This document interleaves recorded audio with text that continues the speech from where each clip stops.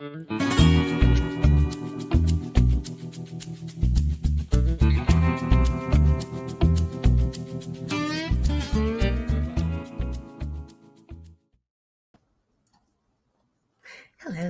Hello. Oh my gosh, look at us looking so vibrant and colorful tonight. Well, I'm I kind of know, and colorful. I'm like going, okay, I'm not sure I like this new look.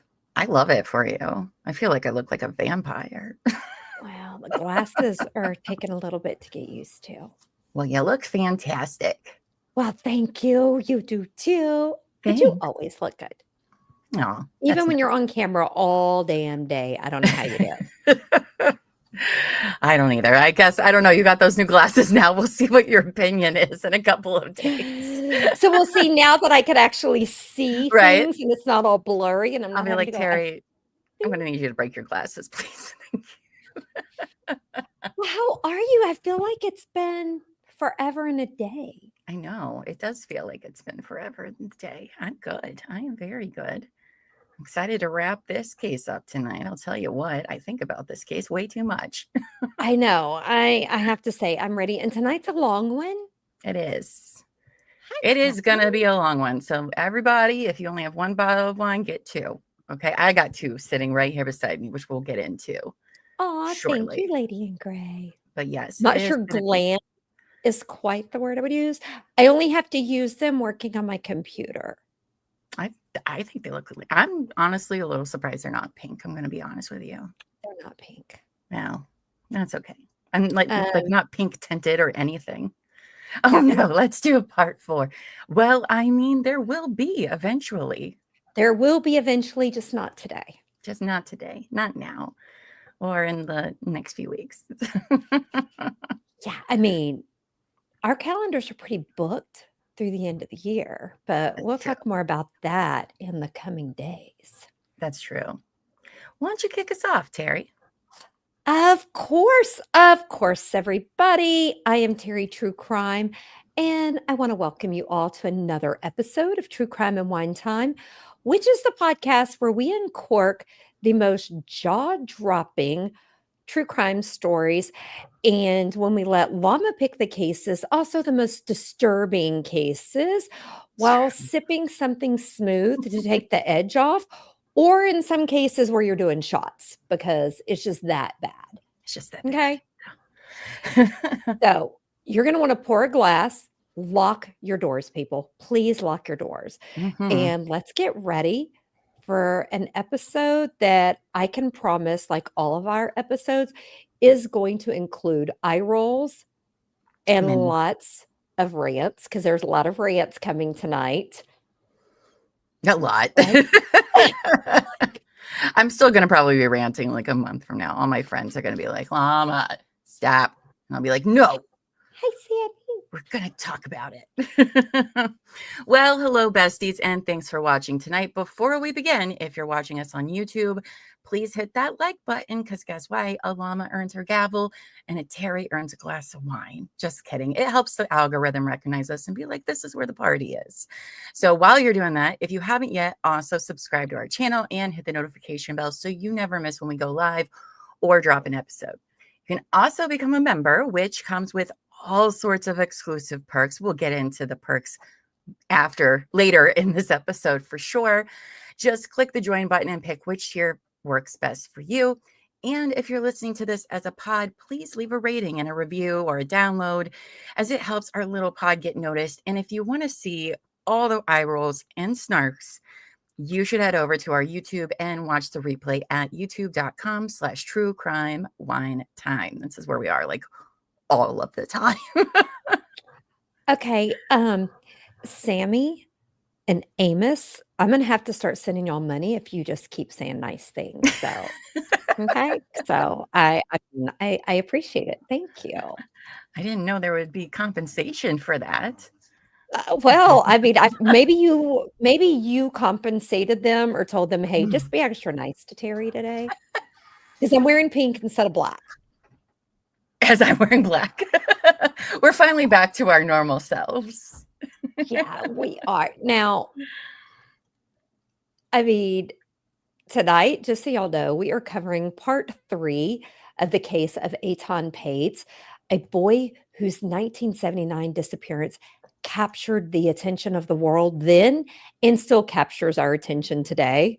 Tonight's episode is going to be a little bit longer because we want to make sure we get everything in, but we didn't want to have an episode 4.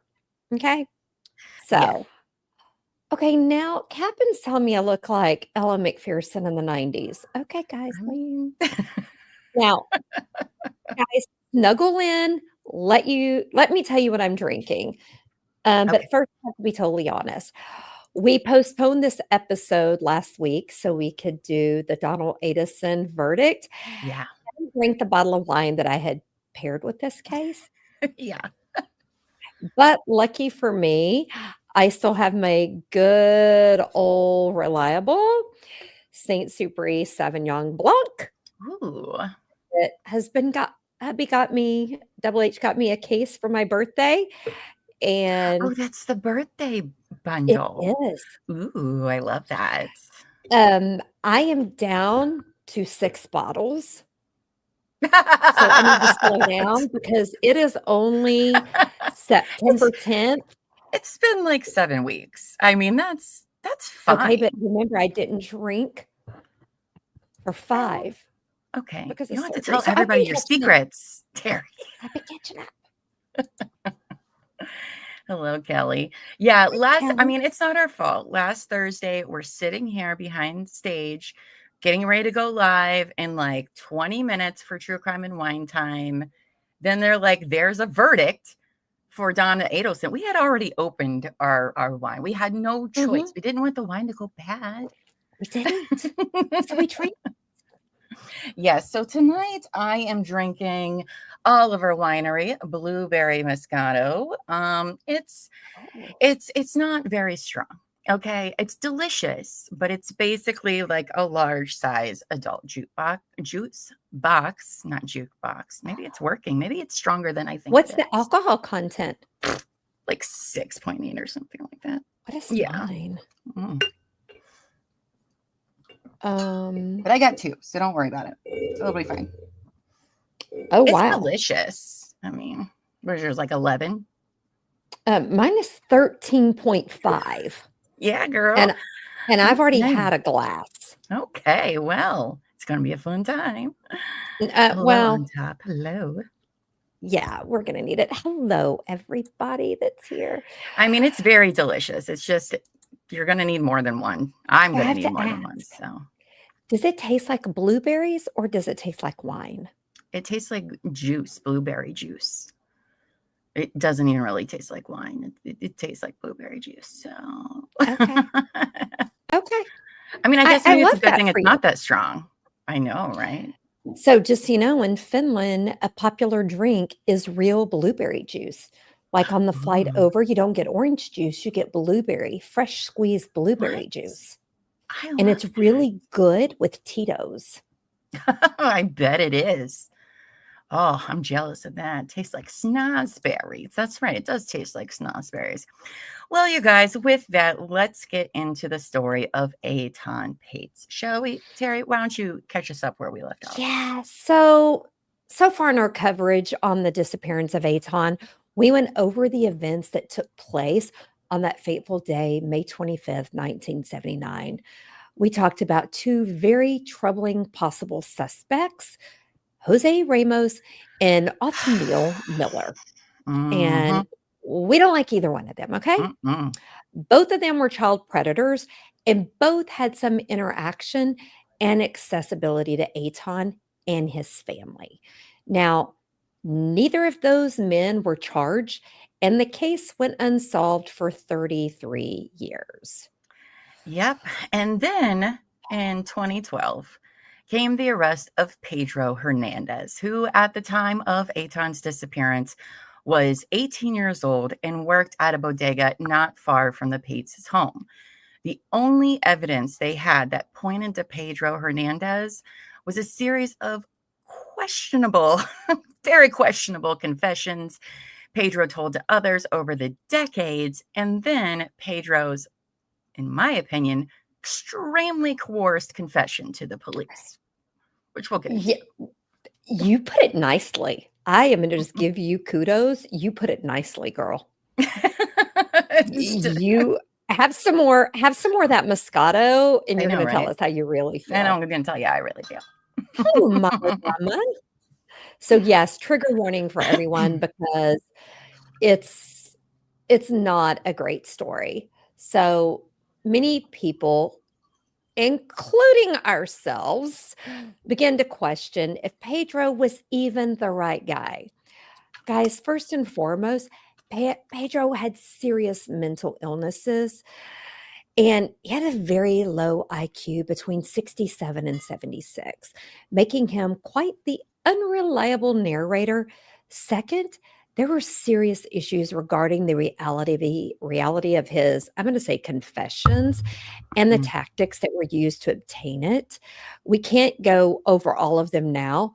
So please go back and watch part 2 of this series where we examined it under a microscope because it's batshit crazy. But Yeah.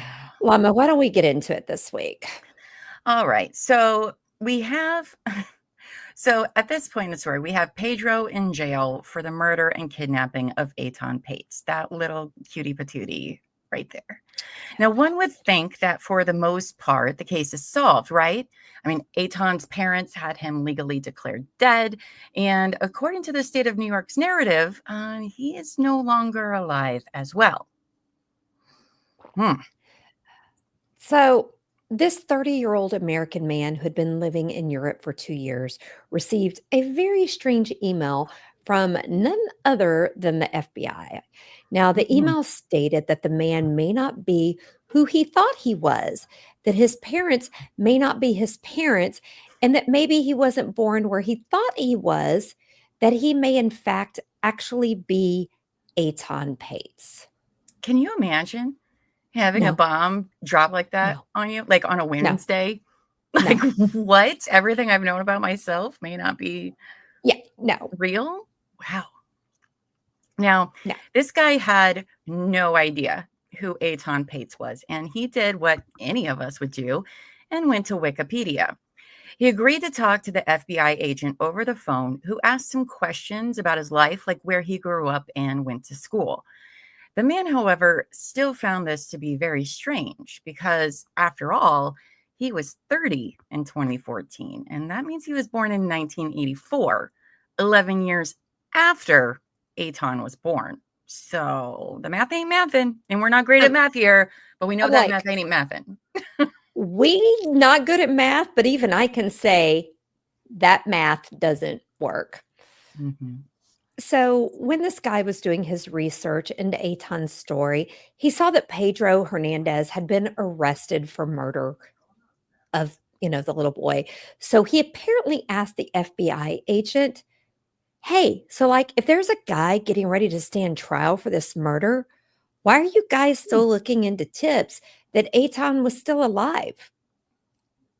Of course, he did not get an answer. I mean, that's a good Dude, question. I That's mean, a it very good question. but if you don't have a body, do you ever really close that door 100%?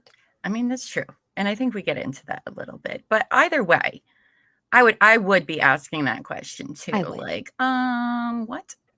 Anyway, now this man saw that ProPublica had published articles about this case. So he reached out to them and he said, I thought you might want to know that the FBI may be working to prove the child is alive.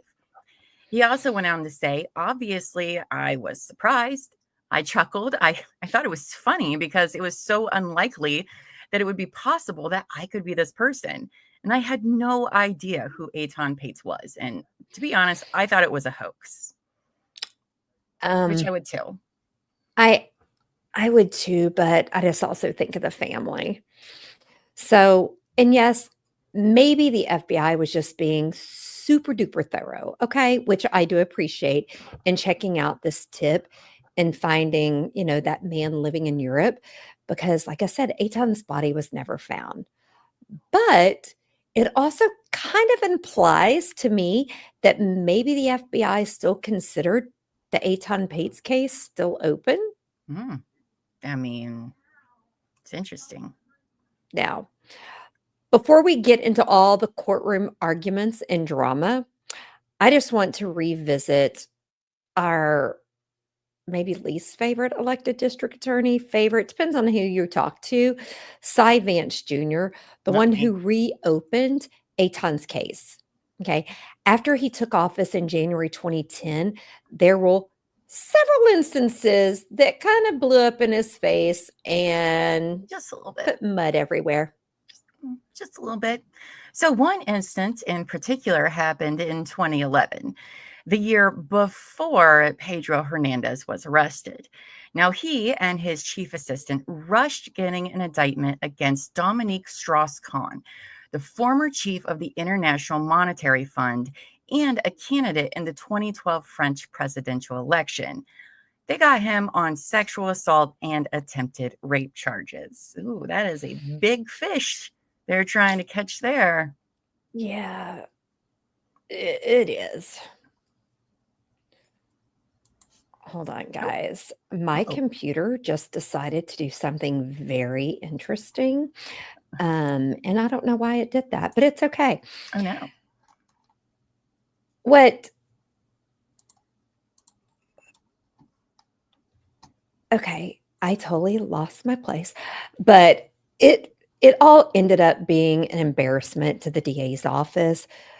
The hotel Yeah. maid who was the accuser turned out to not be very credible. Okay. A few months after Strauss-Kahn's arrest, Vance dropped all charges against him and put out a public statement explaining that he dropped them because our job is to seek justice, not convictions at any cost. Let's all just keep that quote in the back of our minds for the next 2 hours. Okay? Just remember that. Yeah. Now, we're not going to go into all the details of that specific case, but I will say it was pretty interesting from what I read. And it's really too complex to get into tonight. So feel free to look it up for yourself and come to your own conclusions about it. But it was very I went down that rabbit hole and it was very interesting. Well, thank you for going down the rabbit hole for us. Always. But also important for you guys to know is that DA Vance and Police Commissioner Kelly served together on a task force about legally requiring the recording of interrogations and confessions. Okay. What? They both endorsed the overall ideal, but were concerned about the financial cost of requiring the police or the prosecutor's office to tape every single interrogation. I mean, fair, I guess. But I mean, come on. But just But remember, those two together were like, we should definitely record things. We should probably do that. Yeah. And let's just remember that when they questioned a certain person, the equipment was already there, so the financial costs had Yeah. already been handled. Yeah, right? Isn't that interesting? Now, just 4 months after Pedro Hernandez's arrest and mostly not recorded interrogations, Police Commissioner Kelly spoke at the Carnegie Council, and it was there that he proclaimed that he would begin implementing mandatory taping as a way to regain the public's confidence and trust in the integrity of prosecutions. Oh, fancy that. 4 months after the biggest case. Okay, interesting. Okay. Now, we also got to say at the same time, former Governor Andrew Cuomo announced he was authorizing a significant amount of money to this cause. Yeah. And then DA Vance then said, quote, recording police interrogation in the most serious criminal cases is an extremely valuable tool for law enforcement. By allowing prosecutors to know exactly what the defendants say during interrogations, video recordings help us to convict the guilty and better evaluate claims of involuntary confessions. Oh, so it seems like these people who are in charge seem to Mhm. understand the severity of situations like that. And remember, they don't want to get justice at any cost. That's Right. not how they do things, you guys. No, not at all. even if it was their campaign promise, right? Anyway, Mhm. the Moscato's kicking in, y'all. We're not even that far I was into gonna say, things. why don't we just say talking out of both sides of their mouth? Yes. Now, let's get into some pre-trial shenanigans. Now, Harvey Fishbein, Pedro's attorney, was zealously fighting for his client in court, like any good public defender would do. I mean, yes, thank you. But guys, generally prosecutors do not have to disclose grand jury testimony until shortly before trial. But Fishbane said that this was a very special case. Fishbane was asking the judge to force the prosecution to disclose exactly what, if any, corroborating evidence they presented to the grand jury, including what he called inconsistent and unreliable witness statements. In other words, he needed the goods. Yeah. And he goes on to say, quote, as a matter of law, he wrote in one filing, a person may not be convicted of any offense solely upon evidence of a commission or admission made by him without additional proof that the offense charge has been committed. End quote. Yeah. Now, in a separate filing, Fishbane called out the prosecution's inability to produce additional evidence. He pointed out the numerous dead ends they provided, such as searching Pedro's computers, personal papers, and polygraph. Guys, none of which implicated Pedro in any way. Mm-mm. Remember, investigators had dug up the basement of the bodega as well. And guys, there was nothing there. Nothing. Now, Besides just being prosecution, of creepy. course, right? Prosecution, of course, said there was no additional evidence and refused to turn over anything about the grand jury. They also said that under New York law, very little evidence is needed to satisfy the cooperation requirement. Why are they being so cagey for? You know, It's not a good look. it's not a good look. Now, in fact, wrote Joan Iluzzi Orbone, the lead prosecutor assigned to the case, the only corroboration needed was to establish that a crime, in fact, had happened. Whoop you fucking Okay. do, Joan. To meet that standard, prosecutors simply offered a well known narrative. Etan Patz left for the school bus, stopped one morning in 1979, and never came back. That's Apparently, all that's all that you need. that's all you need. That's it. That's enough to satisfy them in New York, apparently. Allegedly. I don't know. I call bullshit on all this. I mean, On that argument, the judge, of course, ruled in the prosecution's favor. Okay, fine. We're not lawyers. Okay, we're not. But I don't know. It stinks. All it right. The smell is strong and it's stinking. Now, the biggest hurdle for Fishbane, of course, was Pedro's confession. His main goal was to get it thrown out because without that, the prosecution really had very little to go on, if anything, really. now, but we also have to stop and think by not taping the first 7 hours of Pedro's confession, it was impossible to say whether Pedro had ever asked for a lawyer or how getting this confession went down. Yeah. In regards to the it all should have been taped argument, the prosecution was basically like, so this is clearly a New York matter, and we didn't have to honor the mandatory recording law that New Jersey has. So that's just their stance. We don't have to. It doesn't apply to us. Too bad.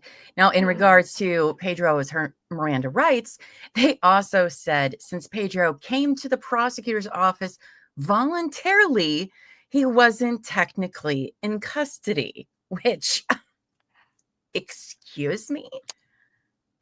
I'm like, that is shady as shit. And did anyone tell Pedro he was free to get up and leave whenever he wanted? No, they drove his I ass know, to but the I'm like, station. why would he have thought he could just get up and leave? I wouldn't have. No, not when you're in the back of the cops. They take you to the place. Like, Yeah. no, I'm sorry, but no. Yeah. Now, a hearing regarding Pedro's confessions was held over 2 days. in September 2014, both Stan and Julie Pates appeared, though Julie would later leave the room when Pedro's confession played. And guys, I just have to tell y'all, my heart hurts for these parents having to listen to a confession, whether it's real or not, has got to be gut-wrenching and just rip your soul out. Absolutely. And by the way, I just want to make it perfectly clear, I am in no way, shape, or form angry with the Pates. Oh, God, At all. no. I don't blame them for feeling how they feel, trusting what they want to feel at all. I Nope. have problems with a whole lot of other people. So Agreed. just want to make that clear. Like, I do not feel that way. Now, Pedro's defense attorney, Fishbein, opened the hearing by stating that he intended to make clear the confession's details in no way match the accepted facts of the case. And he has a lot of points. And some of his points were... Pedro was the only person interviewed who placed Etan outside the bodega that morning. Pedro's claim that he tossed Etan's backpack behind the freezer in the basement, guys, doesn't check out, since the entirety of the bodega had been searched at least 4 times in the days following Etan's disappearance. I mean, come on. And he doesn't remember there ever being a large police presence for several days. Wild. Yeah. Now, Pedro said he put Etan, still alive, in a trash bag into a box that was no bigger than the length of his own arms and no more than 2 feet high. Again, we're not good at math, but the math ain't mathin'. Yeah. Ain't mathin'. Doesn't make any sense. It's crazy. Now, he also, there's some more points, guys. If that's not meat and facts enough, don't worry. There's some more. The spot on the street that Pedro told police he placed the box that supposedly held Etan's body was actually a very busy bakery at the time. So that doesn't seem likely. He also provided no reason for killing Etan. And like, okay, they don't always give reasons, okay? But I feel like we would have gotten one if that was the case. You know, in Cora's confessions, guess what's really hard to get? Reasons, because he didn't do it. Now, Pedro also never discussed the case with his coworkers, 2 of whom were close relatives that he lived with. Now, none of this makes any sense to me. I mean, there were police everywhere. We know that for a fact. So, and again, if you didn't catch part 2, this guy, again, has he doesn't live in reality a lot of the time. Yeah. So, and let's not forget, during those statements, he was also under the influence of heavy medical narcotics. It smells really bad, guys. Yeah. I mean, even his own lawyer said he's wrong all the time. He's inconsistent and he is a terrible historian because, yeah. I wouldn't expect this guy to be accurate about the weather outside, to be quite honest. Yeah. I mean, you would want to look for yourself, is all I'm saying. What world he's living in the moment. Yeah. Right. And that's not, I mean, that's just the reality of it, you know? Now, there is a point in one of the recordings where Pedro is sobbing, and the detectives in the room bring up his religious faith as a reason for him to come clean about what he did. One of them even goes as far as saying that strength, that's the strength of the Lord. Ugh, gross. Really? Gross. Now, Fishbein argues that the behavior of the detectives is manipulative, yes, and that what we're actually seeing is the consequence of what can happen when a mentally ill man is interrogated for hours, almost 24 hours, to be specific. I mean, I wouldn't make it. I can tell you that right now. I wouldn't make it, and I'm not suffering the same mental illness he is, and I'm not under the influence of a fentanyl patch. Yeah, because let's not fucking forget about that. After 24 hours, I don't even know. Now, the prosecution was all like, actually, Pedro's raw emotions are evidence of his authentic guilt. Fuck you. A Okay. logical and natural consequence of painful, shameful, unburdening. And the detectives only brought up his faith to get the truth of what had happened. The Hmm. what? Yeah. Yeah. BS. Oh, that was Yeah, kind of there's like the that face look. I just made, though, too. Yeah, like, Joan, watch really? your face, girl. Now, the confessions and the legality of them ended up being taken to the New York Supreme Court, who denied the motion to suppress them, saying that Pedro did have the mental capacity to waive his rights to have an attorney present and understood that he had the right to remain silent. Hmm. I mean, how can a judge make that decision if he wasn't in the room and there's no videotaping? I I mean, mean, I'm the just bar is asking. very low, I apparently. guess. So, Now, in his written opinion, Judge Wiley said that Hernandez's performance on psychological test, along with evidence of his actual waiver of his rights and his basic ability to make his way in the world over a period of almost 40 years, led the court to conclude that he was capable of appreciating the nature of his rights he was giving up when he spoke to the police and assistant district attorney. Really? 24 hours of this kind of stuff and you think, I mean, let yeah, alone, again, I mean, no offense, but somebody with an IQ of that does not understand the complications no. or the consequences. Mm-mm. I mean, regular people don't. They do it every freaking day. Like you expect him to actually understand that Mhm. complex concept. Like, get out of here. Get out of here. Now, his lawyer, Pedro's lawyer, goes on to say this decision doesn't go to the reliability of the facts. It's about whether they're legally admissible. With that, both sides began rigorously preparing for the trial that was just 2 months away. Aw. By the way, just Ian, do you still live in New York? Just curious. Just curious if you still live there. I know you're from there. Just curious. Just wondering. Somebody might have to show up to court in a couple of months. That's all I'm saying. Yes. Now, while we could go into the psychology of juries for hours, we won't. Okay. We don't have time for that. But I do want to briefly talk about juries and confessions, particularly false ones, guys. There have been several studies that have used mock juries that have clearly demonstrated that confessions carry an extraordinary weight, even over eyewitnesses and character testimony. Let that sink in, guys. Mm-hmm. I mean, there's another reason why I wanted to bring this up, and that's because we watch trials a lot of time on Couch Court with Llama, and it's always remember to keep this in the back of your mind constantly when you hear things. So that's another reason why we're talking about it. Two birds, one stone. Now, there are some very fascinating insights that came from that 2010 study. One of them being that jurors believe they can better judge a confession's truthfulness if it has been videotaped as opposed to audio taped or written out. I'm not saying it all makes sense, but that's just humans, right? That's just how we are. Not everything we do Right. makes a whole lot of sense. Now, another point is that 40% of jurors interviewed were confident they could determine whether a videotaped confession was truthful.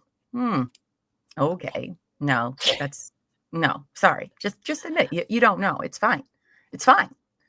Now, jurors were more likely to regard a videotaped confession as truthful if the tape involved only the accused, which is very interesting.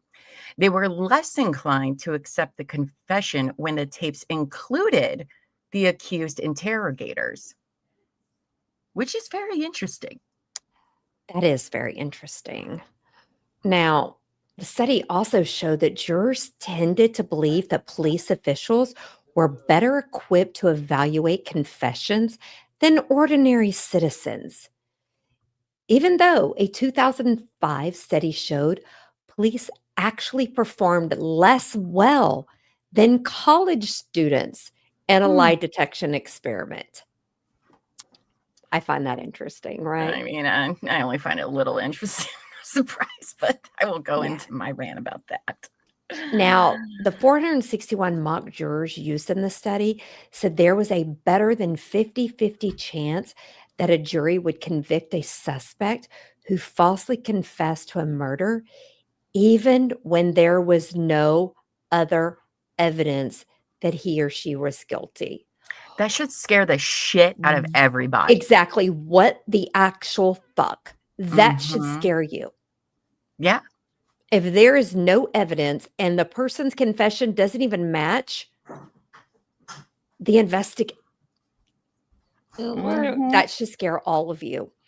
Now, in another one, it says, in at least one case, prosecutors chose to believe a confession even when the accused seemed categorically cleared by DNA evidence. Yep. Yep. So basically, I'm going to trust your word, not science. Well, I mean, prosecutors don't look like dumbasses either. Because if they're wrong, guess what happens? But they're there to uphold the law. As they should be. Do what's right. Not, okay. Now, I just want to be clear, there are very good prosecutors out there. But then there's also scumbags. Scumbags. So, just saying. They'll do anything to close a case. But anyway, so you guys, that's just some fun facts to help you sleep tonight. It's not great. So with that, let's get into the trial. Now, Pedro Hernandez's trial began on January 30th, 2015, which was expected to last 2 to 3 months. That's double a Karen Reed trial, you guys. That is a long ass. Can you imagine? Oh my gosh. I've watched trials that long. It is daunting on everybody. That's a very long trial. Yeah. That is a very long trial for something that has no physical evidence. Right. And it's crazy. And guys, for this trial, we're not going to be able to go over each and every witness and every piece of evidence because it was 2 to 3 months, guys. So we are just going to hit some of the key parts. Trust me, I would love to talk about this for like 10 hours. We can later at a different time. We can later. But tonight is not the night. Now, in her opening statement, Manhattan Assistant District Attorney Joan I can never Let's say just this say woman's Joan. name. Let's just call her Joan. Okay. L-O-Z Orban. There we go. We tried it. I said it good for a while, but no, we're done. Joan began asking the jury to imagine the New York moment in which Etan Patz went missing. Atari, she said, was the video game of choice in 1979. There were only 5 television channels, and parents had to put up with the daily squabbles of their children over what to watch because, quote, there was no TiVo. I don't know if TiVo still exists now, to be honest, 10 years later, but whatever. I was to say, I think we had VCRs before we had TiVo. Well, yeah. No, she's saying in the year 2015 at this trial. Did we even have TiVo then? Yeah, I guess so. I don't know. I never had TiVo. Though. I don't know. I didn't. Now, guys, SoHo was an area where hippies, not hipsters, strolled the streets. Okay. New York, she said, was a city that looked more like a small town than a metropolis, that you knew your neighbors and they knew you. She said that Etan was rather small for his age and that he was towered over by all of his friends. But despite his petite nature, he had big dreams. He was known for his infectious smile and bright eyes, noting that when he grew up, he wanted to be a real construction guy. She said Etan was a tiny man with a big heart. He is. Yes, he's just so cute. Look at that. I think he's wearing Bigfoot on his shirt. Is that Bigfoot? I feel like it is. It does look like Bigfoot. or a gorilla. Maybe it's King Kong. I don't know, but I love I it. don't And know. look at He's that just smile. adorable. He's The just, little flip of hair on the yes, side it's so is cute. just, Mm. yeah. Now, this was Aton's first day as a big boy, guys. First day, he was able to take himself to the bus stop into the all important bodega. To him, it was the best day, but turned out to be the worst day. Now, I'm going to try not to get sad with this. His mom said his beautiful little life was snuffed out the very day he achieved that childhood freedom in 1979, calling the case a crime that changed the face of the city forever, a cautionary tale, a defining moment, a loss of innocence. And it wasn't his mom who said that. I'm sorry. It was the prosecutor. I know. Well, I'm sure she heard it from Just the his mother. words, just as a mom, I can just, my whole heart, I'm sorry. I'm just Of like, course. Of course. Now, Lucy Orban told the jury that Pedro Hernandez was working in the bodega at the time, stocking shelves and carrying heavy crates of soda and beer up to the shop from the basement below. He was a quiet, observant person who did not have many friends, an odd person, a loner, she said. Mm. okay, are we trying to shade him? Because Yeah. there's nothing wrong with being that way. I mean, I just want to go on record and say that does not automatically make you suspicious. No. Sorry, guys. I am struggling since my office isn't completely set up on finding my comfy spot. Now, according to her, Pedro was the only person in the shop at the time that Aton came into it. And he asked the boy if he wanted a soda. And when Aton readily agreed, Pedro led him down 14 stairs into the basement. And that's when Hernandez choked him to death, placing the body in a black bag and then into a box, which he carried on his shoulders 1 block to Thompson Street, where he left it amongst the garbage. Makes sense. That's a Well, long way. that's a long ass way. Okay. And carrying, I mean, Yeah. not going to go into that. I mean, I've had a 5-year-old. 5-year-olds are heavy. Okay, they I are. was like, say they are shit. Okay. Yeah. Now, while Pedro never gave a motive to anyone, Aluzi Orban argued that sexual gratification was his motive, which is fucking bullshit, Joan. All right? I'm going to call you out right now in your opening statement. That's fucking bullshit, and you know it. Okay? Now, even though he vehemently denied it in his confessions, she had no reason to say that or bring it up. By the way, there's no proof of anything.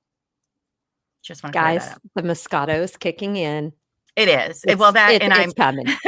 that I haven't looked at this in, a couple of days, and I'm like, oh yeah, that's right. I remember why I was so pissed. Now she goes on to say, quote, why would the defendant do this? Although you can probably imagine that in reality, that choking was not the first thing that happened to Etan. It was the second. He literally never said that, Joan. You're making But shit it's up. more salacious. And more so, you're not gonna. This is your opening statement. You ain't gonna say nothing for the rest of the trial Excuse about me. it. I don't like Joan. In case y'all don't know, I don't like her. Okay, sorry. I had to hold back some comments while you're reading, and now it made me sneeze because Sorry. I'm sorry. He never said that anywhere. No. I mean, I know opening statements they're not fact. But that is salacious as shit. And that is like a clickbait headline in It today's time. is. And I'm sorry, but as a prosecutor, you should fucking know It's better, Joan. agreed. Disappointing. Why would you say that if there's no proof? Why put that thought in the parent's head? Exactly. Ugh. Anyway.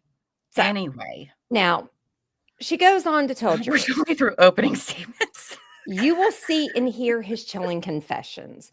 What you will see is someone who very keenly controls the information that he puts out. Aluzi Orban closed up her opening by telling the jury that for 3 decades, the Pates family and many others had been looking for Etan. Their search ends here, she said. Mm. You guys, it's going to be a long night. What is she smoking? I don't know, but I don't like Joan, in case you can't I don't tell. like Joan either. Shady. You only lie when you don't have a good case, Joan. Now, in his opening statements, defense attorney Harvey Fishbein urged the jury not to be tempted by the numerous alleged confessions made by Pedro into assuming his guilt. Don't let the passage of time allow you to say, I will accept what is being said today as what actually happened. Keep this in context, or this is not going to be a fair trial. Also, before we move on, back to Joan real quick when she's like, well, he's a mastermind. Ma'am, with that IQ, you think he's some fucking genius mastermind? That's get out of here. I mean, get out of here, Joan. And look at his writings. I'm not saying he's illiterate, but he can't spell. No, but he does have nice penmanship. I will say that. Does. Considering. But yeah. Lady in Gray, Facts. I agree with you about questioning the judge. I cannot believe the judge did not say something. I don't know if they can. We would have to ask Llama Judge, but to me, I don't think that's acceptable. I mean, it's messy. Now it is. Now, Harvey goes on to say that Pedro had confessed to acts that could not possibly have happened or were improbable. He's the only witness against himself. Guys, if that ain't reasonable doubt, please somebody explain to me what reasonable doubt is. Maybe. It's getting there for me. I don't really pay confessions much mind, to be honest, especially from people who have these issues. All right. I'm not listening to somebody standing on the corner telling me the end of days is coming and ranting about God because they're having an episode. Why would I believe them in a confession about a case? Why? Make that make sense. Make it make sense. I can't. Well, don't worry. His lawyer Call up Joan. Doesn't get it either. Call up Joan. Maybe she could come on our show. Now, guess what? His lawyer doesn't quite get it either. He says, why should he say such things? He's inconsistent and unreliable, not because he's a calculating, planning individual, as the prosecutor would have you believe, but because of his mental status that makes him inconsistent and unreliable. I mean, the only person making sense in this whole thing. I mean, if you didn't see episode 2 or listen to it, go back because you will hear some of it. I mean, there were people with Pedro that were not there. I mean, so he said that Pedro's confession is fiction, dreamed up by a mentally ill man with a low IQ and a history of hallucinations, who was under the influence of fentanyl and fueled by over 6 hours of police questioning before he was read his rights.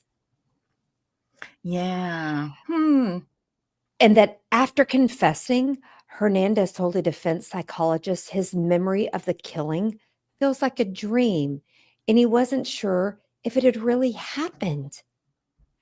He went on to say Pedro Hernandez cannot distinguish between what is real and what is not.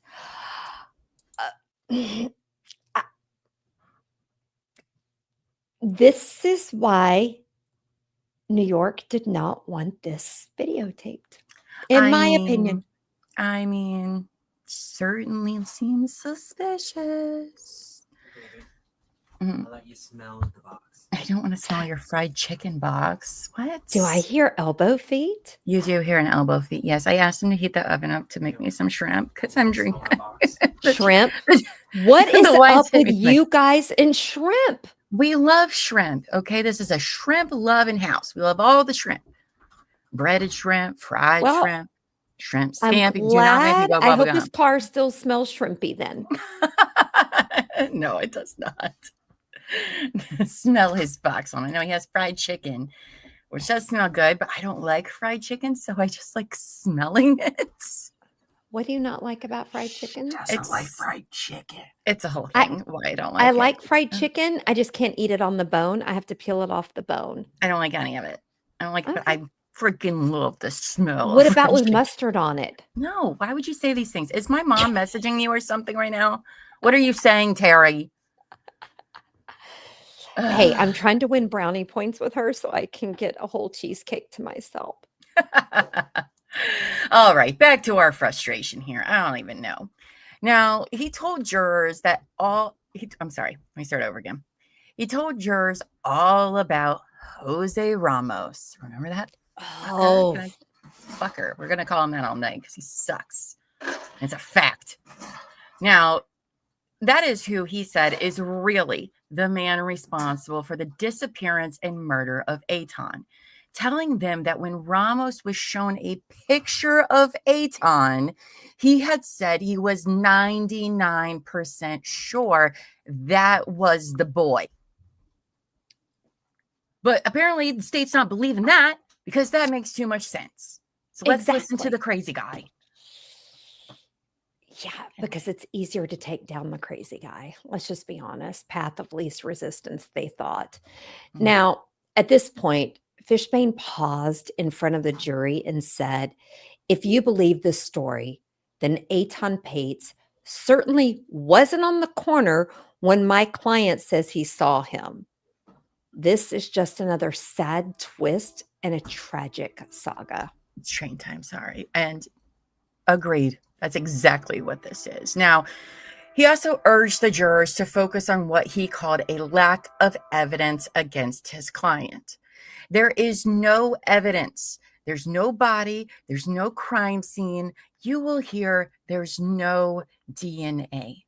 There were no fingerprints, nor are there eyewitnesses that could connect Pedro Hernandez to the disappearance of Etan Patz. Bravo, Fishbane. And guys, Bravo. let's also remember, if you try to verify Pedro's confession, it can't be verified. There was no backpack in the bodega. I mean, that's the whole thing that I'm like, there's no DNA, but you can't even verify the confession because it didn't happen. Nope. That's our opinion, I guess. Just my opinion. Joan. Now, Yeah, Joan needs to go be with Joan Crawford and Mommy Dearest. So, on the first day of testimony, Julie Patz, Etan's mother, now 72, took the stand. oh, She bless her told the heart. jury how there was an incident the night before Etan's disappearance that caused her to fly into a panic when Etan wandered off their block. Can I just say real quick, Next slide, Amy. besides Etan being a victim, Stan and Julie were traumatized over and over and over. Yes. And that's another thing that disgusts me about this. To rip open those wounds Yeah. on this fucking bullshit. Yeah. Shame. Shame on these people. Not the Pates. Shame on everybody else. Yeah. They all want to be fucking heroes. Talking about or you, something. Joan. Talking about you, Joan. Even though she's not the one who officially brought the charges. There were several know. others, but Joan. But she went with it. She could have Exactly. stopped it. Exactly. She didn't need to say that bullshit she said earlier. Exactly. I'm like, she doesn't get, I'm sorry. Mm-mm. You didn't do the charging, but you went with it. It's a Mhm. relay. You took running when Yeah. you got the thing passed to you. You could have just You sat know, it down. it's kind of like felonious murder. Like you don't need to be the one to shoot the gun necessarily, but like Yeah. you're still responsible for this. Agreed. But anyway, we are biased as shit about We this are case, biased by as the way, But you know what? everyone. I am willing to go on record and say I am biased as shit. Okay. I did my research. Okay. I've earned my bias in this. I don't know. And I listened to both sides and I tried to look at, I even went down the rabbit hole of fake confessions and went down a whole Yeah. So Joan didn't do that. No. Now, she said she left Etan playing outside their SoHo loft with a downstairs neighbor on the evening of May 24th, 1979, while she briefly went inside. Quote, when I went back onto the fire escape to see how they were doing, Etan was gone. He was nowhere in sight, she said. Oh, Every it's parent horrifying. has experienced something like that, whether it's 5 minutes in a grocery store. Oh, Lady in Gray, you're right. His siblings as well. Now, she says she then raced downstairs and started searching for her son. I went around the corner, heading north, my heart pounding. He was nowhere in sight. I tried going around the block in the other direction. Still no Etan. I was getting pretty panicky at this point in time. Ultimately, he came back around the corner from the west, and I, of course, being the typical calm mother, I screamed and yelled at him and chastised him severely for almost giving me a heart attack. She said Etan was quite upset by the scolding, which she called certainly overkill, especially for a child like Etan, who never needed discipline because he was so sensitive and eager to please. Oh, I I'm like, I get it. Mom, you did nothing wrong. No. You did No. nothing wrong. I don't think the majority of moms would have reacted any different. I mean, that's your instinct, right? Like, I mean, yeah, I would be like, "Wah," you know, mhm. yeah. Well, I think too, a lot of people really gave her a lot of shit Oh, and blamed her for a lot of things, and I never mhm. thought that was fair. It was not fair at all, you I'm know? sorry. So, I get it. It could happen to any single mother in the world. That can happen. So now Julie did choke up and had to wipe away tears as she told of being ostracized when she would venture out with her other son and daughter after Etan's disappearance. Shame on you people in New York.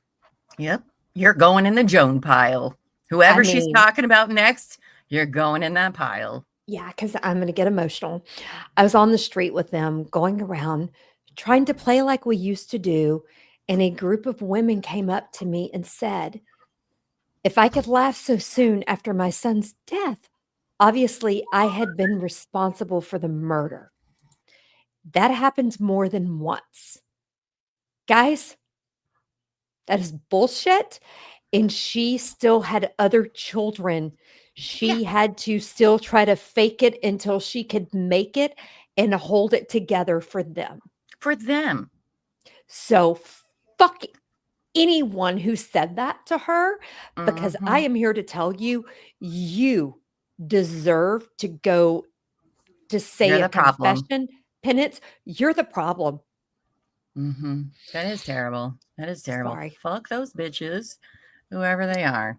Yeah. Now, she then told the jurors about the fateful moment Etan left home for the last time.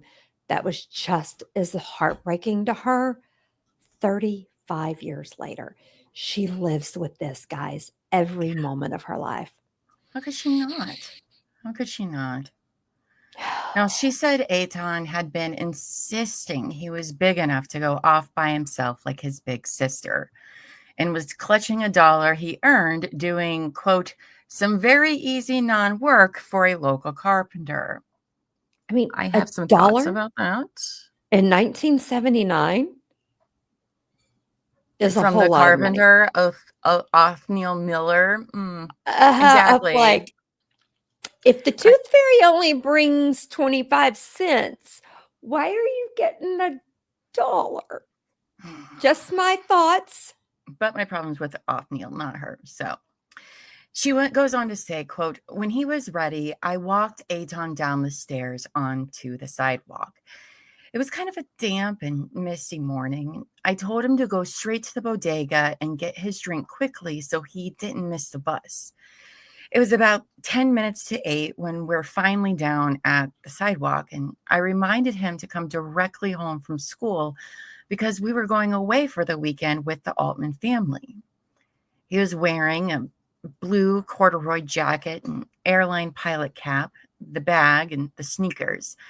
I don't remember which. That was the last time I saw him.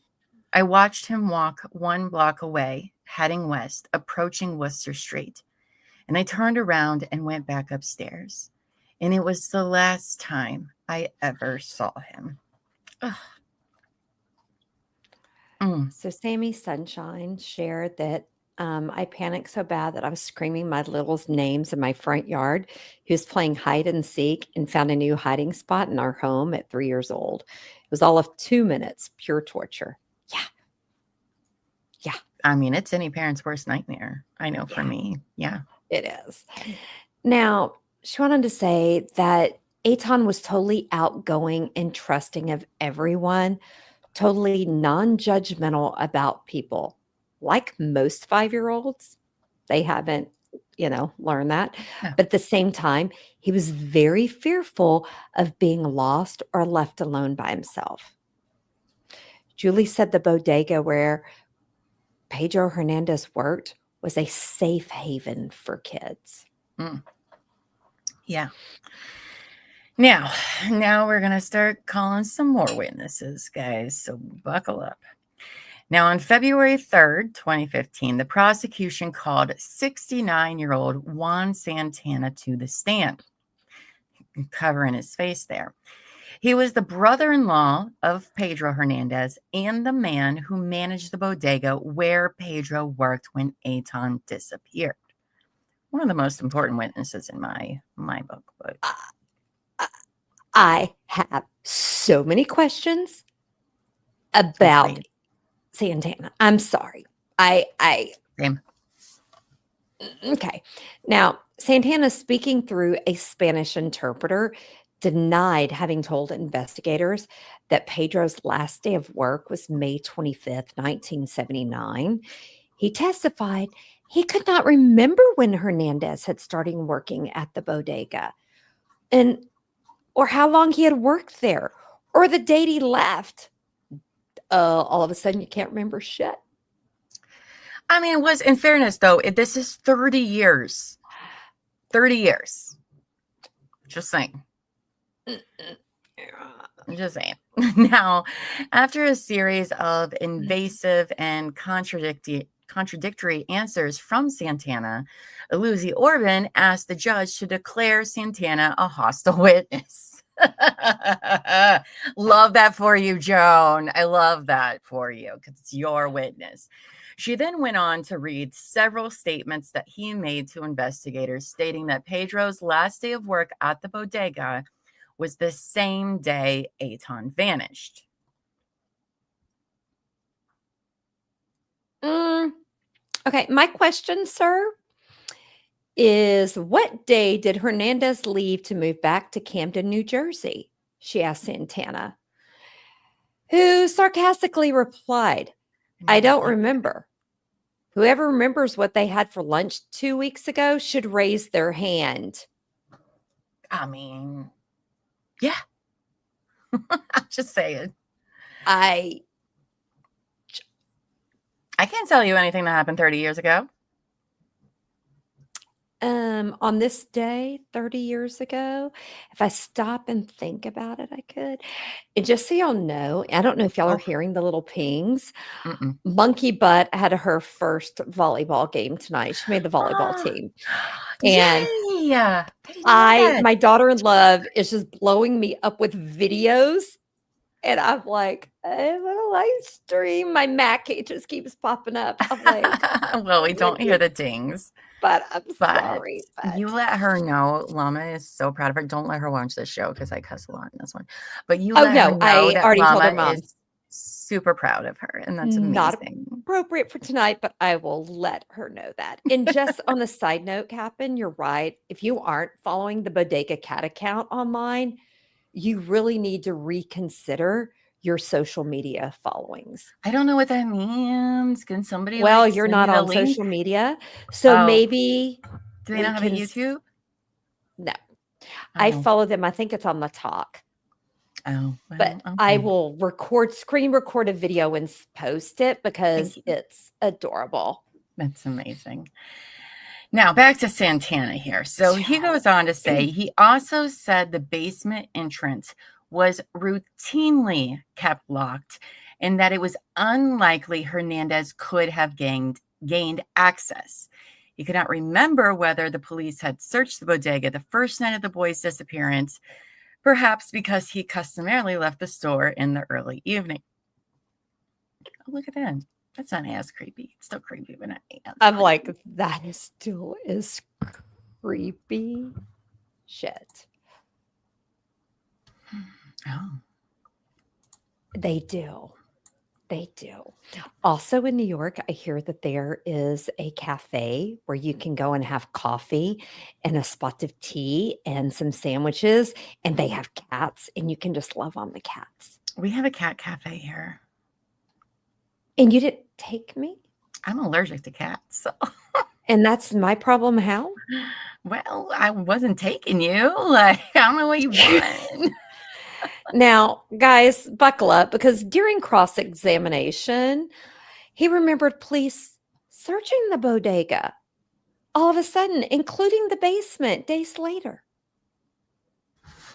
Now, as soon as the jurors were dismissed for the day, Fishbane jumped up and demanded a mistrial, arguing that Santana was set up on the stand. I mean,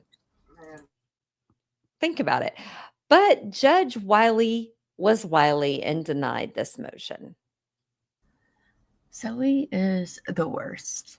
Why? She just scratched at the door to go outside. So, because my brother's outside, right? So he opens the door. She just walks back into the kitchen.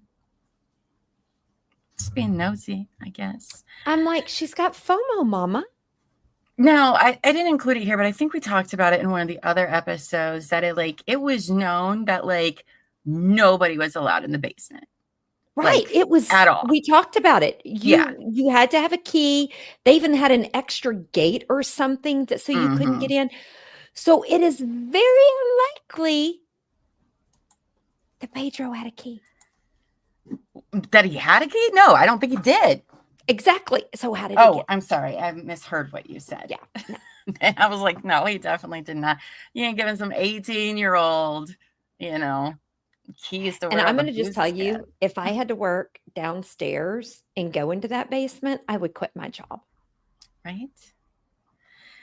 Now, next up on the witness stand is Raymond Rodriguez, who was now 75 at the time of this trial. He took the stand. Now, he was a one-time church friend of Pedro's and said that in the summer of 1979, just months after Etan's disappearance, he and Pedro were walking on a farm at a church retreat in New Jersey when Pedro confessed to him that he lured the child into his family's SoHo bodega and then stabbed him to death with a broomstick. Which, okay, doesn't check out, but okay. Okay. Now, he said that Pedro said, every day I see the kids walking by, and I took one of these kids to go to the basement and offered him a soda. I took a stick and shoved him a lot. And this is what Ramon said Pedro told him, as he also acted out thrusting a sharp object up and down. Why would you need to enact this? I mean, he had something in his heart he had to get out. Ugh. Did he tell you he did something else to the boy? Asked Aluzi Orban. It came to my mind he may have abused the kid, then got rid of him, said Rodriguez, who then said Pedro didn't admit that. I'm sure there was an objection to that comment, but. Now, defense attorney Fishbane brought up Ramon's conflicting accounts to investigators over the years. Now, I wanted to say the man is 75 years old. I am not expecting his mental capacity to be as what it was 30 years ago, but his conflictions are interesting. In June 2012, Ramon told investigators that Pedro claimed he'd enticed the boy with candy then abused him. A few months later, he told authorities that a friend at the retreat told him the details of abuse, not Pedro. So cross this guy off your fucking list. Of like, not a good person for a witness. Not credible. Right, Simi? Now, when Fishbein confronted him about the discrepancies, Roman became uncomfortable and admitted he might have said abused at some point. I did the very best I could, he blurted. There's no reason to kill a kid. There's no reason. I agree. But no, you are not now on my list of witnesses that don't matter. Next. As to say, you're irrelevant to me. Yeah. You just wasted Sorry, your Raymond. time. Maybe you're telling the truth, but even if he is telling the truth, right? Pedro is 18 years old. We know that he has mental health issues that he doesn't even know that he probably has quite yet. Maybe because he was like, he did have troubles in school, but in maybe the 70s, not. It was not what it is today. You know, the fact that I even heard he got a bunch of treatment during this time is how you know how bad it was for him. I mean, otherwise it just wasn't available. So, well, okay. Before I get into my next session, I just have to say, Captain, I love you, because no Google, she did not mean patio conception. Just had to share for you guys what I'm reading on the back end, because every now and then I get little comments, or my son or somebody will say, why were you snickering at that place? You shouldn't have been snickering. Because I'm reading things that say no Google, I did not mean patio conception. Yes, Cap'n makes the best titles for her slides. It's like seeing her consciousness in like real time as she's putting stuff together, and it's fantastic. It is so great because the stuff is so dark. It really helps. But 79-year-old Pato Concepcion told jurors that Pedro also told him at the New Jersey 1979 religious retreat that he had killed a child. At this moment, look at that guy's mustache. Pedro was crying. Yeah. He said Pedro was crying. He said that he worked in a bodega here in New York. He grabbed a child. He gave him a soda. He took him to the basement. And in the basement, he said that he abused him. He said, I cut him. After I cut him, he said, I put him in a plastic bag and I threw him in the garbage. Now, when loser Joan Iluzzi Orbone asked him why he hadn't called the police when he heard this, Patio said that he thought the man wasn't well, as he did the crazy gesture around the side of his head. So he didn't believe shit that he said, and what he did say doesn't even make any sense. As I say, yeah. I mean, there's first of all, even if he had done this and did stab Etan or whatever, there's no way this guy cleaned up that scene. Like, there's just no way. Say, how did he clean up the blood? There's no time. There's no time. There. Anyway. And I don't think he had the wherewithal to know. Yeah, I'm sorry, guys. They are selling me a story that I'm not yet buying. No. So. Now, next up was Daisy Riviera, Pedro's ex-wife, his old neighbor, Mark Pike, and his brother-in-law, Jose Lopez, who all took the stand and recounted confessions that Pedro had told them in the early 80s. Now, we pretty much covered everything that they ended up testifying to in part 2 of the story, so we're not going to repeat their testimony. Go watch that and find out what they had to say about that. And also, it doesn't matter. Like, really. Daisy is gonna, I'm just gonna say Daisy. That's who he was looking like and reminding me of. Captain John Waters. I was like going, who is me that? Too. Me too. Thank you, Captain. She's the best.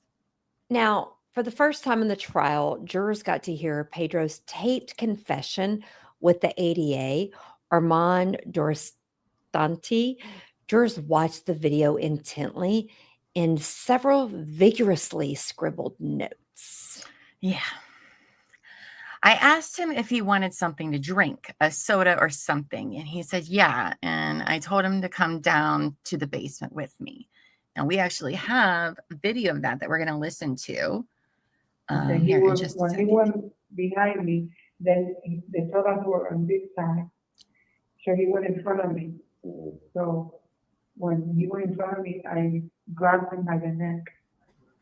And I started to choke him. I was nervous. My legs were jumping. I wanted to let go, but I just couldn't let go. It was like something, I felt like something just took over me. And I don't know, it was like, I felt like something just took over me, and I just choked him. When I was choking him, he was going,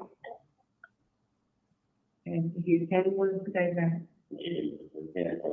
Yeah, head went down, and then he went down to the floor.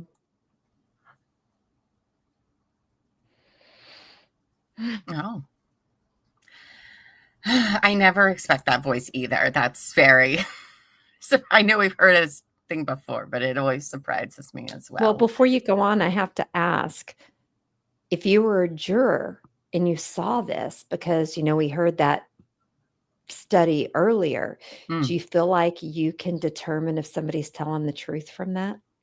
From that? Not really. I mean, now they saw a much longer, they watched the whole thing. In the 50 seconds, not really. So, I mean, I would love to sit and watch the whole thing for sure. But I mean, it doesn't really do it for me. But I am very particular about even taking things into consideration. So Angie says, can you summarize what he said? Yes, Angie, because guess what? That's what I'm going to do next. So thank you for bringing us into our nice little segue. Now he says, when he was in front of me, I grabbed his neck and I started to choke him. I was nervous and his legs were jerking. And that's when he's using the hand around his neck to demonstrate how he strangled Etan, allegedly. Then he went on to say, when I choked him, I tried to let go, but my body was shaking and jumping at the same time. I wanted to just let him go, but there was something that took over in me, and I squeezed him more and more. And then he went like this, Hernandez said, dropping his head to the side as though it had gone limp. Now, although Etan collapsed from the surprise attack, he didn't die and was still gasping for air, Hernandez said, as he mimicked the final utterance of the desperate child. He then went on to describe putting Patz's still wriggling body into a plastic bag, tying it, and then pushing the bagged body into a cardboard box. Make that make sense.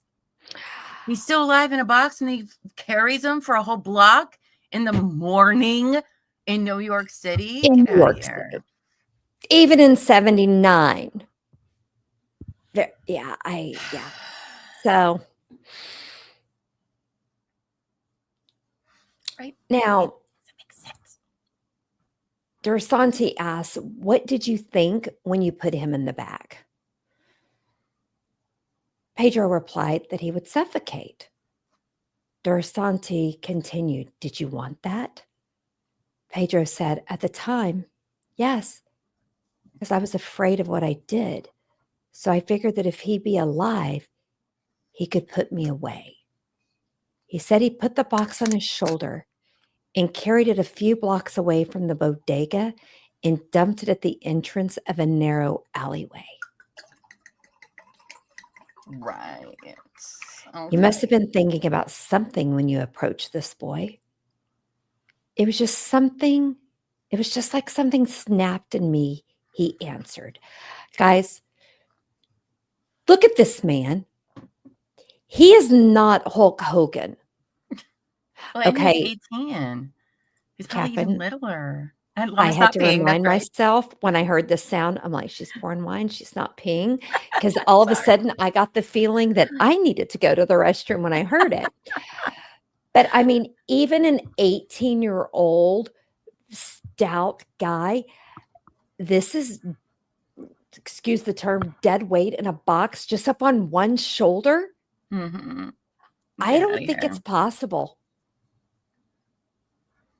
I mean, I don't know. I don't buy it. I don't buy it. Now, Hernandez told Durastanti he felt bad for what he did, but showed no emotion until he began talking about his abusive alcoholic father. Maybe it's because one of those was real and the other one wasn't, but I'm not a professional. Quote, he used to beat us with the horse's whip, you know, the leather one. And he used to beat us with a belt buckle until we bled, he said, weeping and sniffling. I mean, look at that. He is capable of real emotions. Yeah.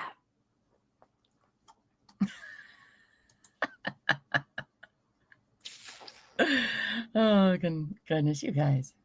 Okay. I just have to say, chat is really bringing the game.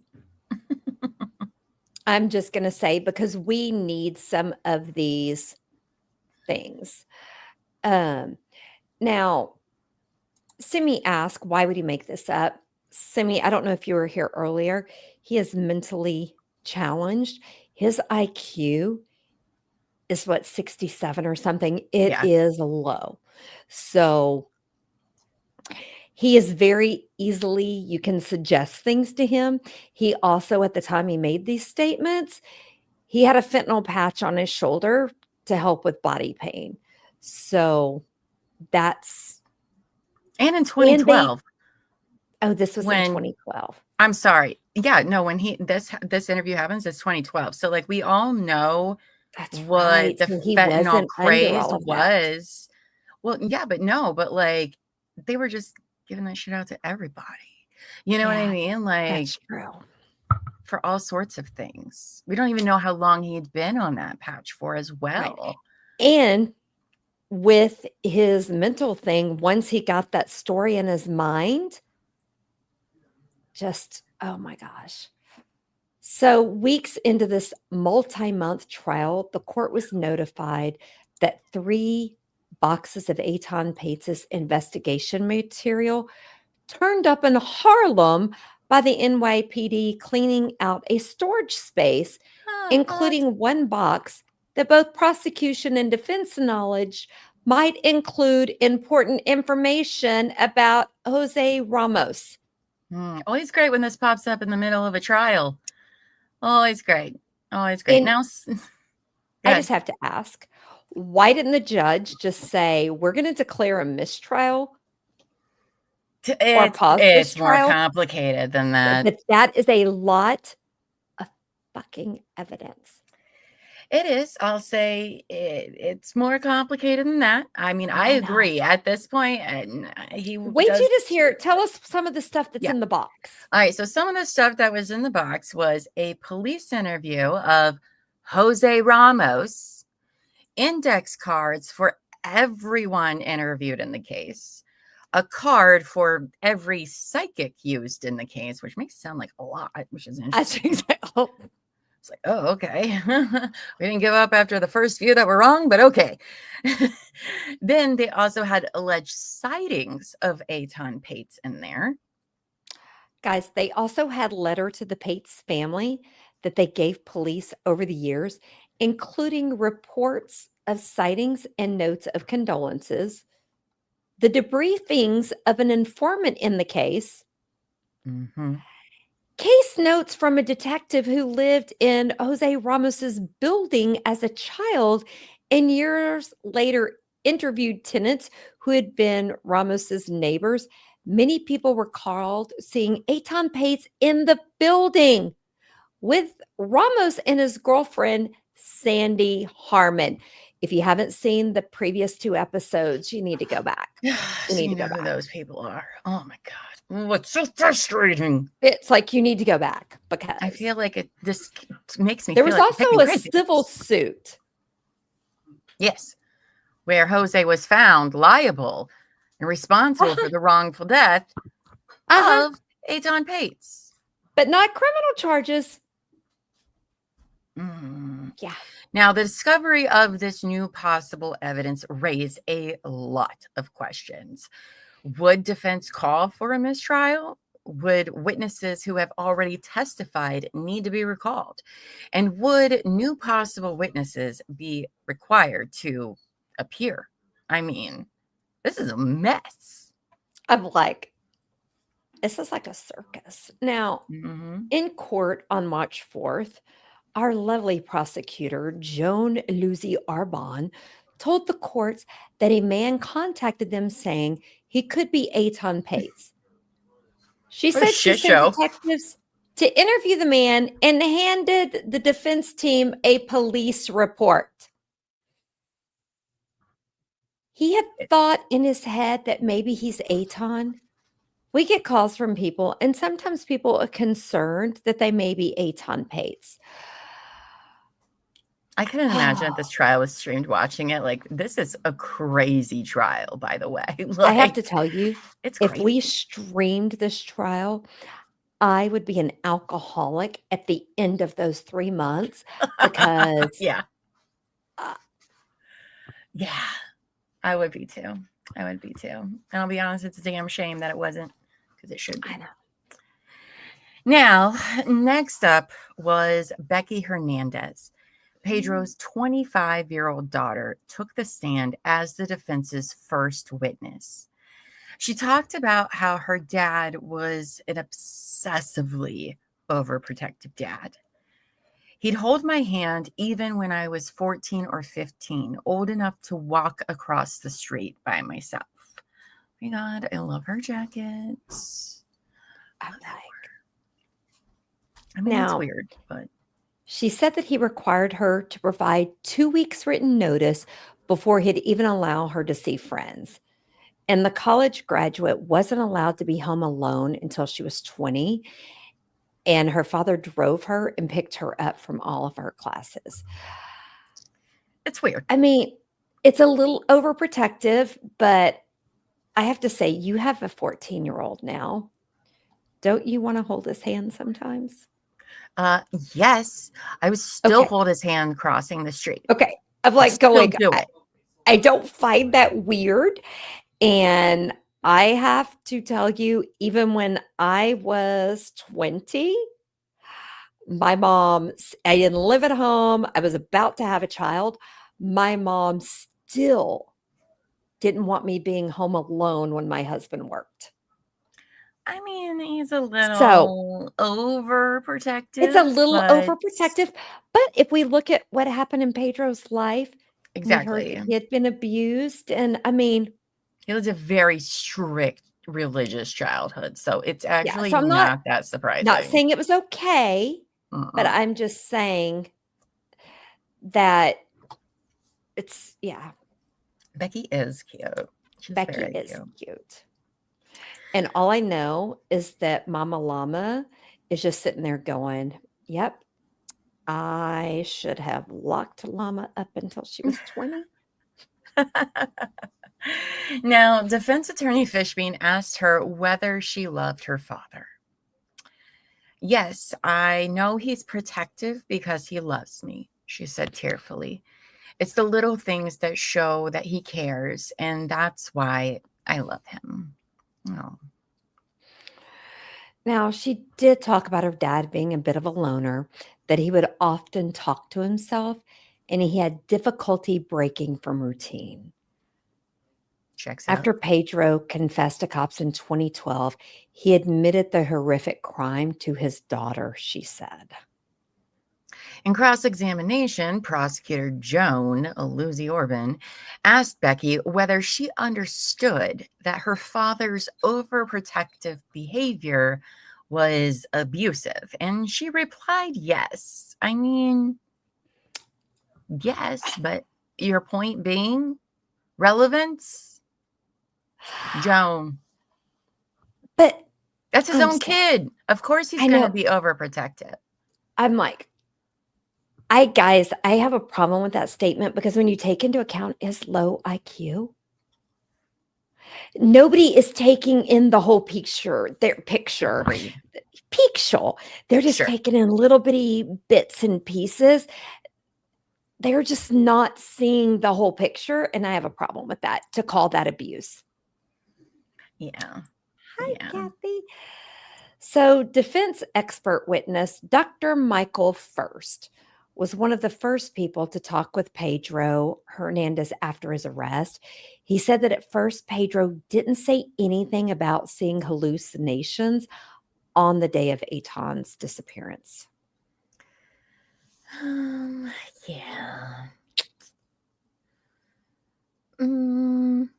Now, okay, there's Michael. There's Michael first. I was waiting for a picture of him because I actually didn't know what he looked like. And I was like, is this going to make me? Anyway, but Pedro would then describe that there were more than a dozen ghoulish faces staring at him as he choked little Etan Patz to death. Quote, there were 15 people in the room with him. In addition to elderly men and women dressed in nursing home gowns, there was also 2 little girls, 1 boy, 1 man dressed in a suit, and a woman in a pearl necklace with business clothes. Because, that makes sense. Do you want to know what just popped into my head?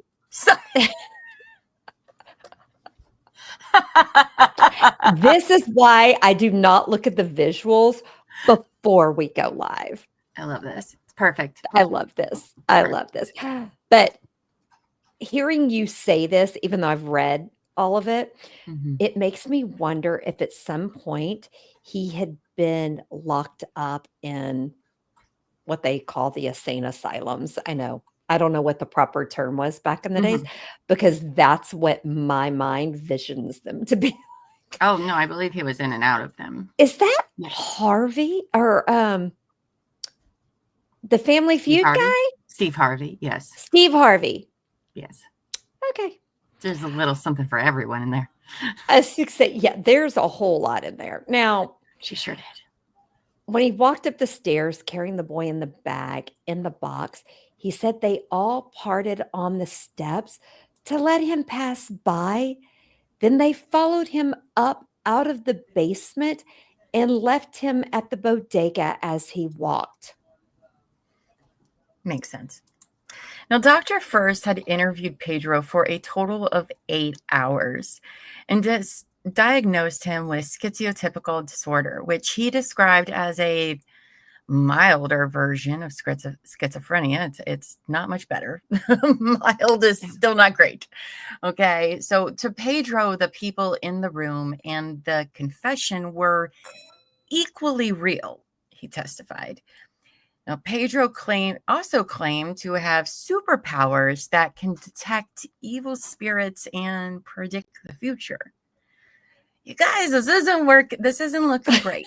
Okay. Would you be taking anything this guy? Shit. Lori Vallow. I have way more sympathy for Pedro than her. That's for damn sure. I'm going to just say that Lori is a whole different kind of cray-cray. Pedro is truly suffering mental illness. It has a low IQ. Yeah, let's just not even think about her. Okay. Yeah. So he believed. Okay, now that we're seeing Lori Vallow, see, guys, this is where shiny balls pop up in my ADD mind. Did you see that she sent her son a message during CrimeCon? Because her living son was part of the CrimeCon panel. She sent a message to the guy interviewing him and asked him what he thought. And it was a biblical thing. And he said, oh, that's just her being her. Fuck her. Yeah. So now He believed that he has the power to know someone has an evil spirit or good spirit, Dr. First testified. He believes he can see something, and that means it will happen in the future. Okay. He also said that Pedro was intensely paranoid. He believes people can read his mind and that people are trying to get in his head. And he believes he has the power, ability, and skill to block that from happening. Yeah. So, totally a reliable narrator for something that happened 30 years ago. Yes. Sign me up for this fucking guy. Get out of here.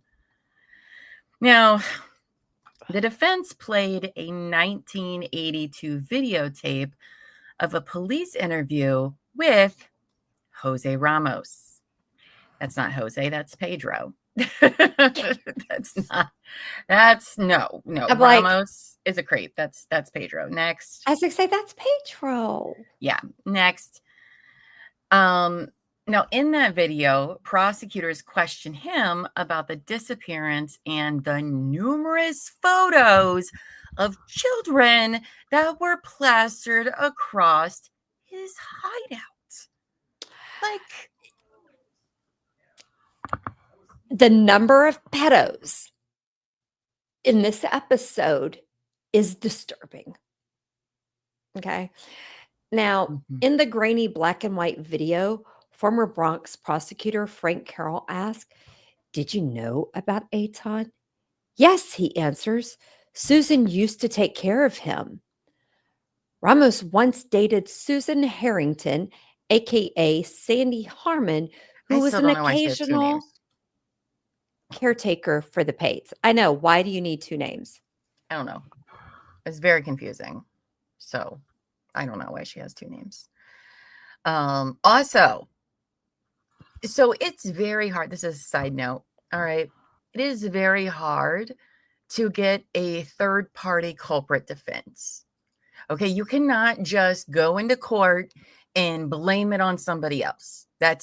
You can't do that, right? You have to file for a third-party defense. You have to provide sufficient evidence that that person maybe could to be approved for that. So it's very important in this case that people understand how hard it is to have a third-party culprit defense and how solid that has to really be. It has to be. So just want to, in case you didn't know, now you know. Thank you, Judge Mama. You're welcome. You're welcome. I got my gavel here and everything. I am ready to roll on, Joan. Now, anyway, where were we? Yeah, there we go. That's Jose fucking Ramos. Hate that guy. Now, remember Stuart Grabois, right? That guy, the former assistant U.S. attorney who was hell-bent on Jose Ramos being the killer. Well, he testified for the defense. That's right. A federal prosecutor is testifying for the defense. Hi, Bells. Hi, Bells. Sorry. I had to say hi to my Texas girl. No, that's fine. Hi. So he testified that Jose Ramos told him in 1988, this year I graduated high school, that he was 90% sure he met the boy near Washington Square Park the day he disappeared. Grabois said that Ramos claimed he had taken Etan to his East Village apartment and tried to have sex with him, but that the child rejected his vile advances and Ramos put him on a train. Okay. I just have to say, you do not try to have sex with a 5-year-old. No. But Jose Ramos is a piece of shit, so he would say something like that. But the fact that he thought that was okay to say, because he's tells you what kind of person he is. Exactly. He said, "I want to tell you this. I want to get it off my chest, but I want an attorney first," which, okay, fine. But after asking for a lawyer, Ramos stopped talking to Grabois. I mean, I just listen, this is insane that a federal attorney, prosecutor attorney is testifying in the defense for this trial. It was I investigated. mean, It's crazy. it says a lot because you don't see that very often. No, at all. At all. I mean, that person be like jeopardizing potentially jeopardizing his Everything. career, his cases. It's a federal, Mhm. employee. Mhm. That is way more credible than pretty much all of the prosecution's witnesses. Like, in my opinion, that holds a lot of weight for me. Oh, for me, I take him as more credible than Daisy, Santana. Let me just start my list. Now, the defense asked the judge if they can do a demonstration for jurors, which I love. They wanted to show the jurors the difficulty of carrying 50 pounds on one shoulder by bringing in a banana box filled with potatoes and trying to lift it in a similar manner that Pedro had allegedly carried Etan's body 2 blocks away. Guys, the judge denied this. And I'm sorry. I think that was a very reasonable demonstration. I don't know if you should put it in a banana box. Maybe you make it a nondescript box. Well, Pedro specifically said banana box. I know, So, but for cover the scientific purposes, you banana box with brown paper because just the visual for me would have been like, why are you carrying potatoes in a box? I would have never. But right?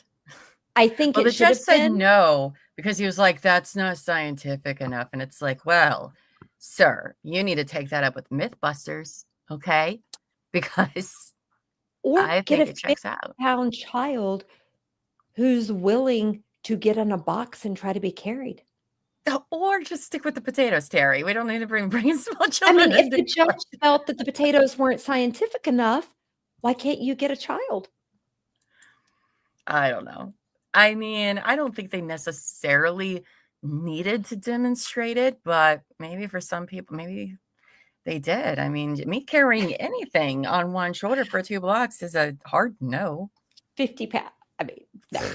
For 10 pounds, I'm not doing it. For I mean, 2 I just think blocks. about carrying my kids or my grandkids when they were 15 or 20 pounds and you're constantly flipping from hip to hip. Yeah. 50 pounds? Yeah. It doesn't make any sense. I'd be laying on the streets. Who, See, Captain according to agrees with me. Pedro, is alive? Get a child actor from the rehearsal. Exactly. And You they would watched be the rehearsal? moving. I didn't picture you the rehearsal type, Terry. What The does it's a that show. imply? That's a show. I know what you're talking about, okay. but why would you imply that I wouldn't? I don't know. I just didn't Honey, see you as a Nathan Fielder fan. Is all I'm saying. I I love have that now. I love that for you. I love a that. lot of things you don't know about me. And I love that too. I learn new stuff about you every day. We So spend now a tell lot me of time about together. the next guy. All right. So the next guy is Jeffrey Rothschild. Now, he was a career conman. Okay. He shared a cell with Jose Ramos in an Orange County prison in 1991. Now, after weeks of gaining his trust, Ramos showed him on a hand-drawn map where he picked up Pates near his Soho home. I think we talked about this in like part 1, but we didn't name the guy, Right. but we're naming him now. Now, Ramos said he'd taken the child to his East 4th Street apartment and sodomized him. He said the boy was dead, but didn't necessarily admit that he killed him. Now, I just need to point out, I don't think this Rothschild is part of the Rothschild family. I mean, Is who he? knows? I didn't go down that rabbit We're not hole. going to go down a Rothschild rabbit hole right Okay. now. But Don't leave us any comments, please, and thank you about that. so he said, that bastard knows I did it. Ramos told Rothschild. about a federal prosecutor who was trying to build a case against him for the boy's murder. Grabois. He said, he can't prove it and it's killing him. Good. Let it kill him. Let it kill him. We'll both be buried next to Etan. And I said, is the boy dead? And he said, what the fuck do you think? Of course he's dead, but there's no proof. How does that not hold more weight than the other bullshit we've heard by other people? I mean, one of those actually sounds legitimate and possible. But he's also a con man and he could be conning people. So Yeah. I hold the prosecutor more. I mean, Grabois worked hand in hand with this guy, right? Yeah. So that's the only reason why these informants I am giving a little bit more credibility with. That's just me. That's just me. Not everybody's like that. But he also was like, he's a con. He's not a predator. You know what I mean? Right. That's true. He's one of the non-pedos. Yeah. He was in there for, I think, fraud charges, which like, okay. Yeah. I mean, he's in federal prison for basically white collar crimes, it sounds like, you know, and he's rooming with a fucking pedo. So I don't know. He didn't get any time off of anything because that's not how federal works. So I'm just saying. Sorry, I'm laughing at Captain that she's talking about Yadro Clown. I'm like, okay, he does look like a Yadro Clown. Now, let's get into closing arguments, shall we? Yes. Now, in Fishbean's closing argument, he argued that convicted child molester Jose Ramos is the real killer and that Pedro's videotape confessions are unreliable and inconsistent. We did not hear, nor can they prove that he's a child killer. There's no evidence to support it. You did find out why Etan Patz disappeared because it was not because of Pedro Hernandez. It was because of Jose Ramos. Powerful. Yeah. Now, Fishbane spent more than a third of his 5-hour closing pointing the finger. I know. I'm like 5 freaking hours for a closing. Yo, what? I'm like, that judge didn't say you've got an hour and a half. No. I don't know if I've heard a longer. I mean, there are longer ones, but holy crap. Yeah. Now, but he spent that time pointing the finger at Ramos while the pedophile's creepy black and white mugshot was up on the TV. I mean, what we know about Ramos is that he is the person described by the prosecutor in her opening. He is a manipulative person. He is cunning. He is keen. He had opportunity. He had motive. He has history. Yep. And Judge Lama, what I want to know from you is why couldn't he add that he was also found liable in a civil court for the murder? I believe that, it's either at this time, I think the family withdrew that verdict because it would have been brought up in the trial. And I want to say before the trial started, they withdrew it and did away with it. Not 100% memory wise on that. I thought it was something like that, or because they firmly believe that Pedro did it. Yes, they switched their beliefs. I think it was taken back or canceled, whatever you want to fucking call it, vacated before the trial. It definitely was before or after the trial. I can tell you that. Also, it could have been banned from talking about. Well, so I think that does happen sometimes. It should have been relevant because a previous jury, and I think it was like $12.4 million. It's crazy. So, okay, thank you, Judge. Yeah, you're welcome. Now, Fishbane argued that the investigators coerced the confession from a man with low intelligence and a history of mental illness during a 6.5-hour interrogation before it was filmed. I was like, it was 24 hours total, people. Yes.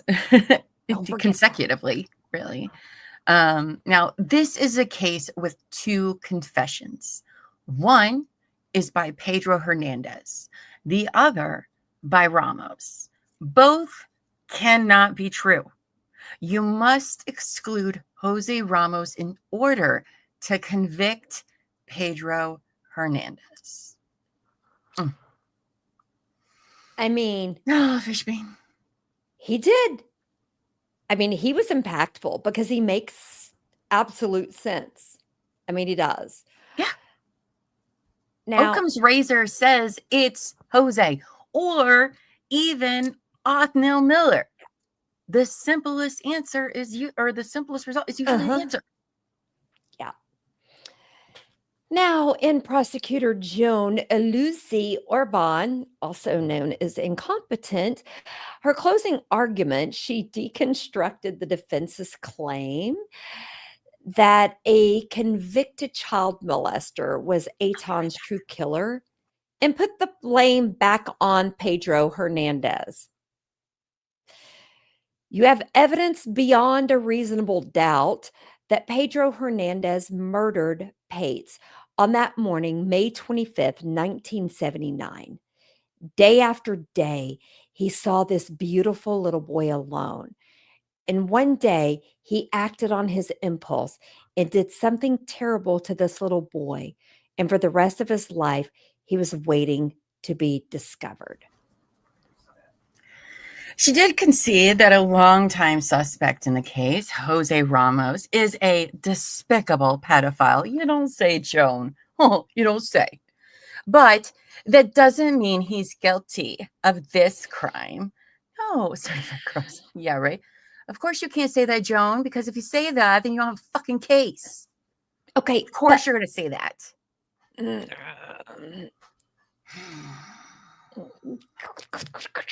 Anyway, so Lucy Orban challenged the credibility of former U.S. Attorney Grabois and the two informants.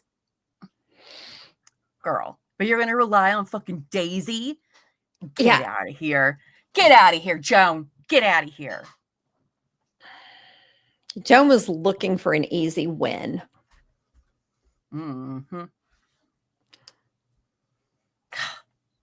Anyway, she also said that Pedro's disturbing 2012 videotaped confession wasn't a mentally ill man's fantasy, but that of a keen and cunning child killer. I wonder what kind of IQ it does take to even be considered keen or cunning. Because that's like a 7-year-old, 8-year-old or something like that? You were keened and cunning for 30 years. This fucking guy did that to all of you normal functioning people. Get out of here, Joan. She is a piece of work, is all I'm going to say, because with that IQ level, his hallucinations, everything, how could she possibly believe this? Disgusting. I mean, but went on to say, for everybody who wants to see justice done, most people hope justice can be done by some other people, some other place, at some other time. But you're the people. This is the place, and this is the time, she told the jurors. Really, Joan? That's the best she got. Like, oh, you guys haven't done anything in the last 30 years, but now we got it. No, we solved it. Now, blah, blah, blah. Whatever, Joan. Now, jurors began deliberations on April 15th, 2015. On April 29th, that's several days later, the jury sent a note to the judge saying, "We, the jury, after 10 days of deliberations, want to let the court know we are unable to reach a unanimous decision." Whew. But guys, guess what? The judge encouraged the panel of 7 men and 5 women to go back and try harder. Given the nature of this case, I don't think you've been considering this case long enough to conclude you can't reach a verdict. The judge told them over the objection of the defense lawyer who insisted that a mistrial be declared. Then on, thank you, babes. Oh, look at that. Those are just fine. Close call. Thank you. Elbow feet, where's mine? I got shrimpy shrimp. You were mocking Elbow the feet? shrimpy shrimp. I got nothing. I thought he Hey, liked me. I think they're good. Fine. They're fine, babe. Okay. Well, anyway, so on May 8th, the jurors told the judge again that they were deadlocked. But despite the arguments from the defense lawyers against sending them back once again to deliberate, Judge Wiley did just that. You guys, they're like several weeks into deliberation here. This is crazy. The jurors sat stone-faced as the judge told them, "I'd like you to keep deliberating," noting, "I'm not asking any of you to violate your conscience or to abandon your best judgment." I'm pretty sure at this point, that's exactly what is happening. After how many weeks is this? They went back April 15th. It's now May 8th. I think the Okay. judge is saying, I do not want a mistrial on my record. Too fucking bad, bro. Maybe Jones should have done a better job. I don't know. Captain, he better not have left shrimp in my car. Better not. Better not. Now, guys, just a few hours later, the judge did declare a mistrial. The votes weren't close. Okay, as there was only one not guilty holdout. Yeah.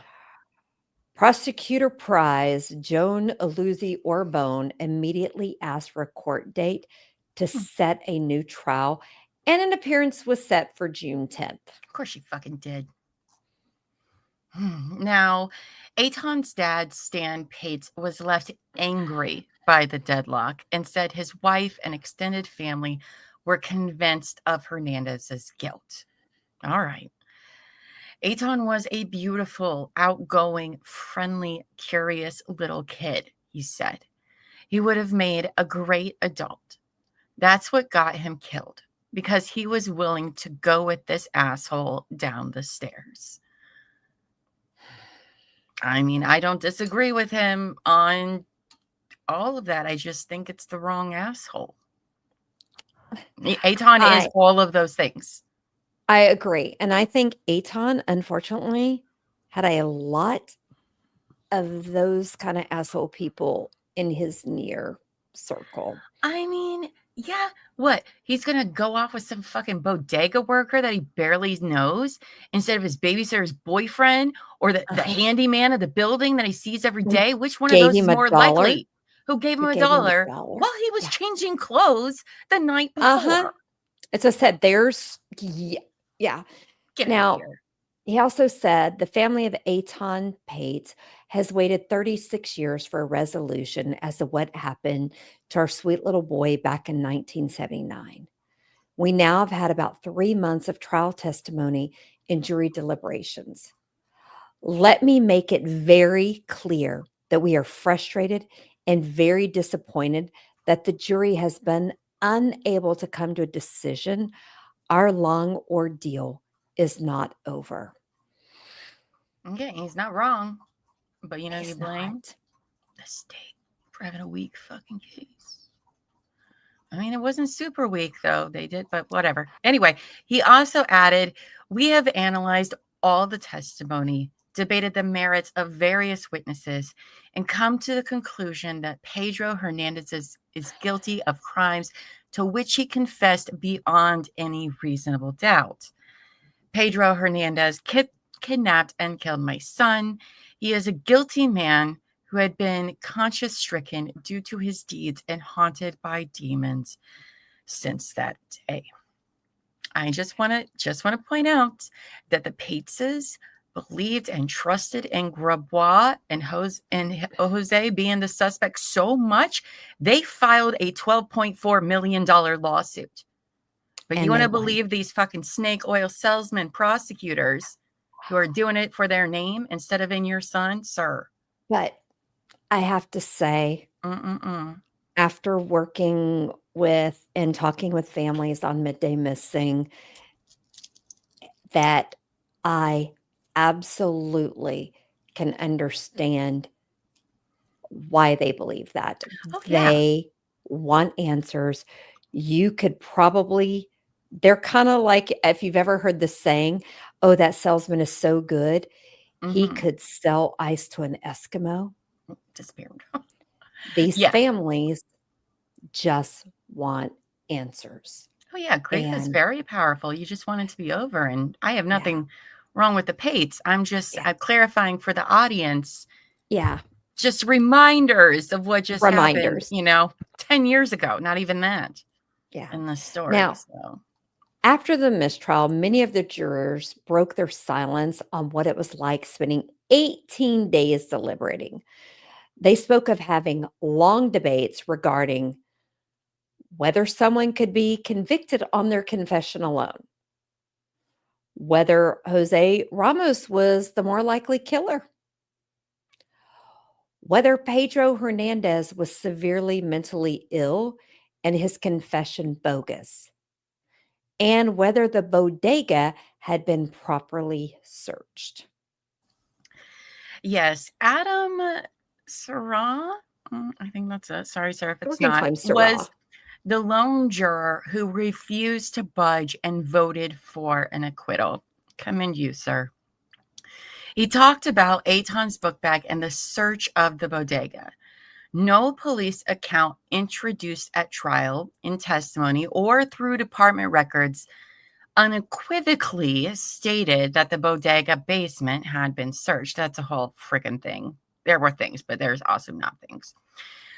And that led to some pretty spicy debates in the jury room. Here we do have an interview clip from Adam after the verdict was canceled. Ultimately, I couldn't find enough evidence that wasn't circumstantial to convict. I couldn't get there. For me, his confession was very bizarre. No matter how many times it happened, it got more and more bizarre. And I feel that the initial confession, there were lots of issues surrounding custody, surrounding Miranda rights, surrounding the fact that it wasn't videoed for 6 or 7 hours. And I felt like mental health issues were a huge part of this case. Thank you, Adam. And you know what, Adam? I agree. I agree Adam, with you. I'm Team Adam. Standing strong for 18 days, I mean, that's tough. You really do have to believe that to stand there when you have several other people that are probably really fucking mad at Can you you. imagine Like, the bullying ugh. he got in that jury room? Oh, we'll hear about some of it. Don't you worry. I know, but You I'm are like, can you fine. just imagine? Exactly. Now, about 7 of the jurors who thought Pedro was guilty met with prosecutor Joan Aluzzi Orban and her team to share insights from the trial. Now, obviously, 11 of us voted to convict, and we felt strongly about Pedro's guilt. We know it's likely this is going to be retried, so we want to do our best to help the prosecution fine-tune the testimony as they go into the next trial, said Chris Giliberte. Okay, Chris. I mean, he's entitled to his opinion, but I think He it's is. wrong.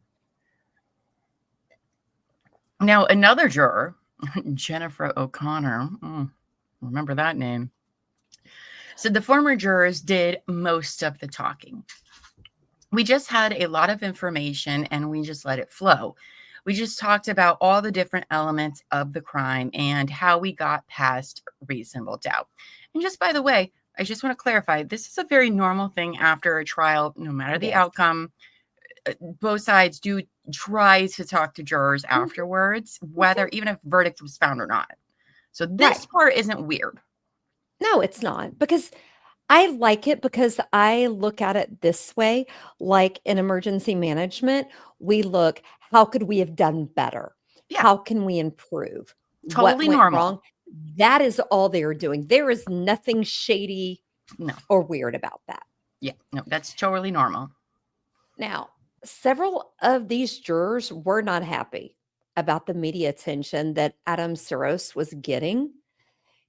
Seeing the amount of press he's giving, it makes us very sad, because the emphasis on this should be on Etan and justice for Etan's family. And it shouldn't be about one rogue juror, O'Connor said. So he's considered rogue because he didn't go their way, is Because why he he's didn't have the considered rogue. same opinion as everybody else. There's something wrong with that guy, right? And that's why we Must have be. jurors and a jury team. Or maybe, Chris, you're a level 7 susceptible who just easily believes bullshit. But whatever. Whatever, Chris. Sorry. I don't like somebody. I don't want to make you feel bad, but it was Jennifer who said that. Oh, it was even better, because she's the worst. I was say really she's the don't like worst, because Jennifer. you're getting ready to tell us about Chris, but no, that was a Jennifer Sorry. comment. You're right. Chris's name is under for the next one. Jennifer. She's a Talk about somebody wanting the spotlight. Good old right. Jennifer O'Connell. Come on down. Don't He's worry. been you're gonna like hear more about Terry, her. true crime, trying to be a drama queen. Oh my God. Anyway, so Chris, I apologize, Chris, for accusing you of that woman's statement earlier, but yours is. Now, Chris Gilberti said, it's frustrating the pieces we've been seeing about Adam Saros being depicted as the Henry Fonda, that's 12 Angry Men, for those of you who don't know, of our jury, when in fact, there's a strong feeling among us that he kind of came into the room with an agenda, and the testimony didn't support that. The theories that you need to dive into to discount all the corroborating testimony are just so remote and wild, none of us could go there. What? So what do you think Chris would say to us if he was on with us right now? Because we're on Adam's side, Chris. So, Chris, if you want to reach out to us, please. You were in the jury room. You were in court. That's Maybe we didn't get anything, because I think going into a jury room, you need to see evidence to back up and prove the charge. From everything we've read, the rabbit holes we've gone down, I hadn't seen that shit. How dare he? How dare Adam? Thank you, Captain. Evidence. You said it in a few words instead of my ramblings. Anyway. Guys, they shouldn't shame this guy, in my opinion. Now, Pedro's trial. I wouldn't shame these jurors either if they weren't assholes about it. But quite frankly, they were huge assholes about Adam afterwards. Like, they were very vocal and they were rude, and they do some more things that I very, very much disagree with. So just that's the only, because I do always say the jury's verdict is what it is. Like, you have to respect that. And I do respect. I do respect it. I do respect it. Shouldn't, if you respect it, you shouldn't fault. Everybody comes in with their own stuff. Mm-hmm. And I love that. I'm going to just be a bitch here. Miss put up my email at the bottom, because we wouldn't want him to know her name is really Amos, but we're just going to go with that. Now, Red Cabin. Pedro's second trial began in October 2016. Now, guys, we're not going to go over all of the testimony and evidence, because it's mostly the same. There's a few exceptions, okay? Very few, but they're there. Yeah. One, a new prosecutor joined the team, Joel Seidman. Okay, I'm not going to tell you what my brain. What?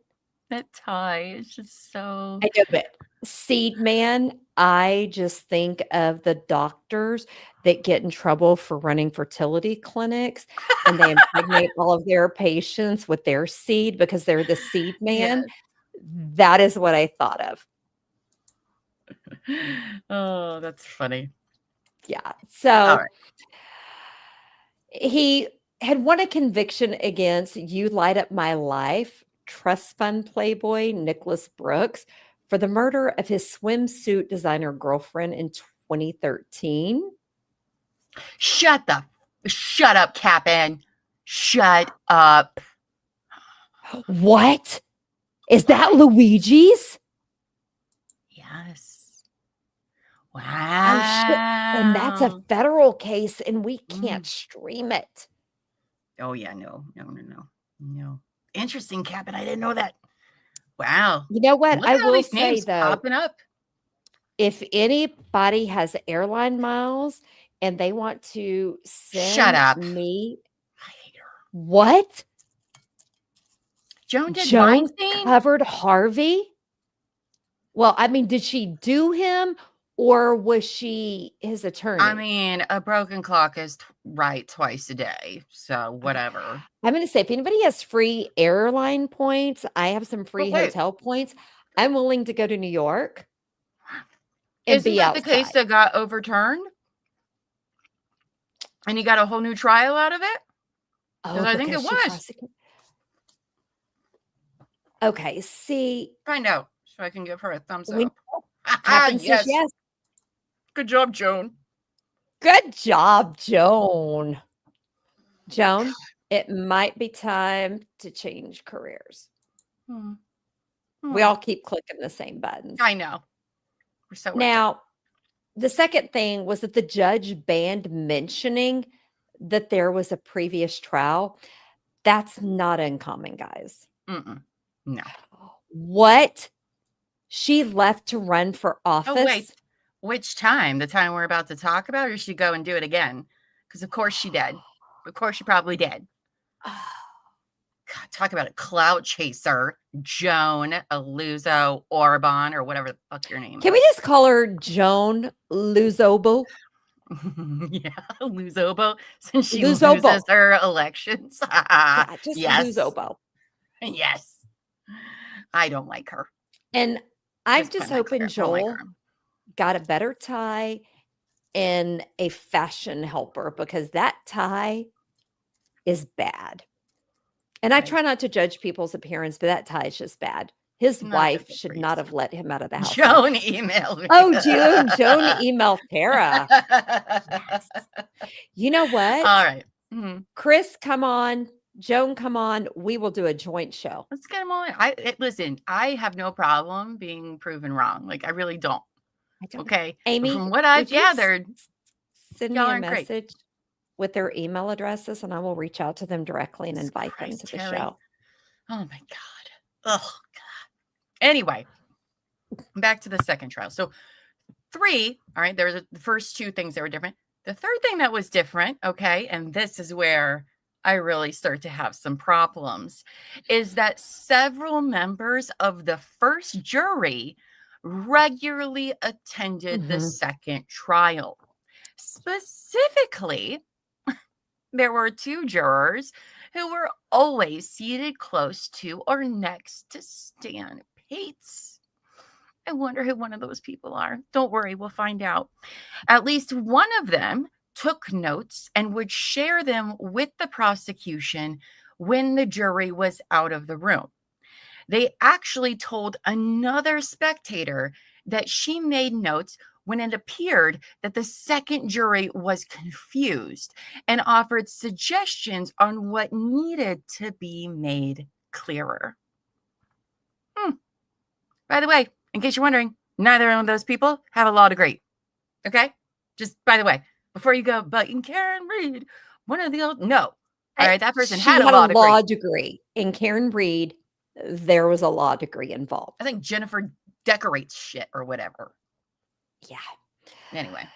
So we're going to fast forward, guys, to about 4 months later in February 2017. when the new jury began their deliberations. Okay. On the second day, after having sent 2 prior notes, the jury sent a third note to the trial court, which reads as follows. Sorry, it takes me longer to chew a shrimp than I thought. Chew that shrimp. All right.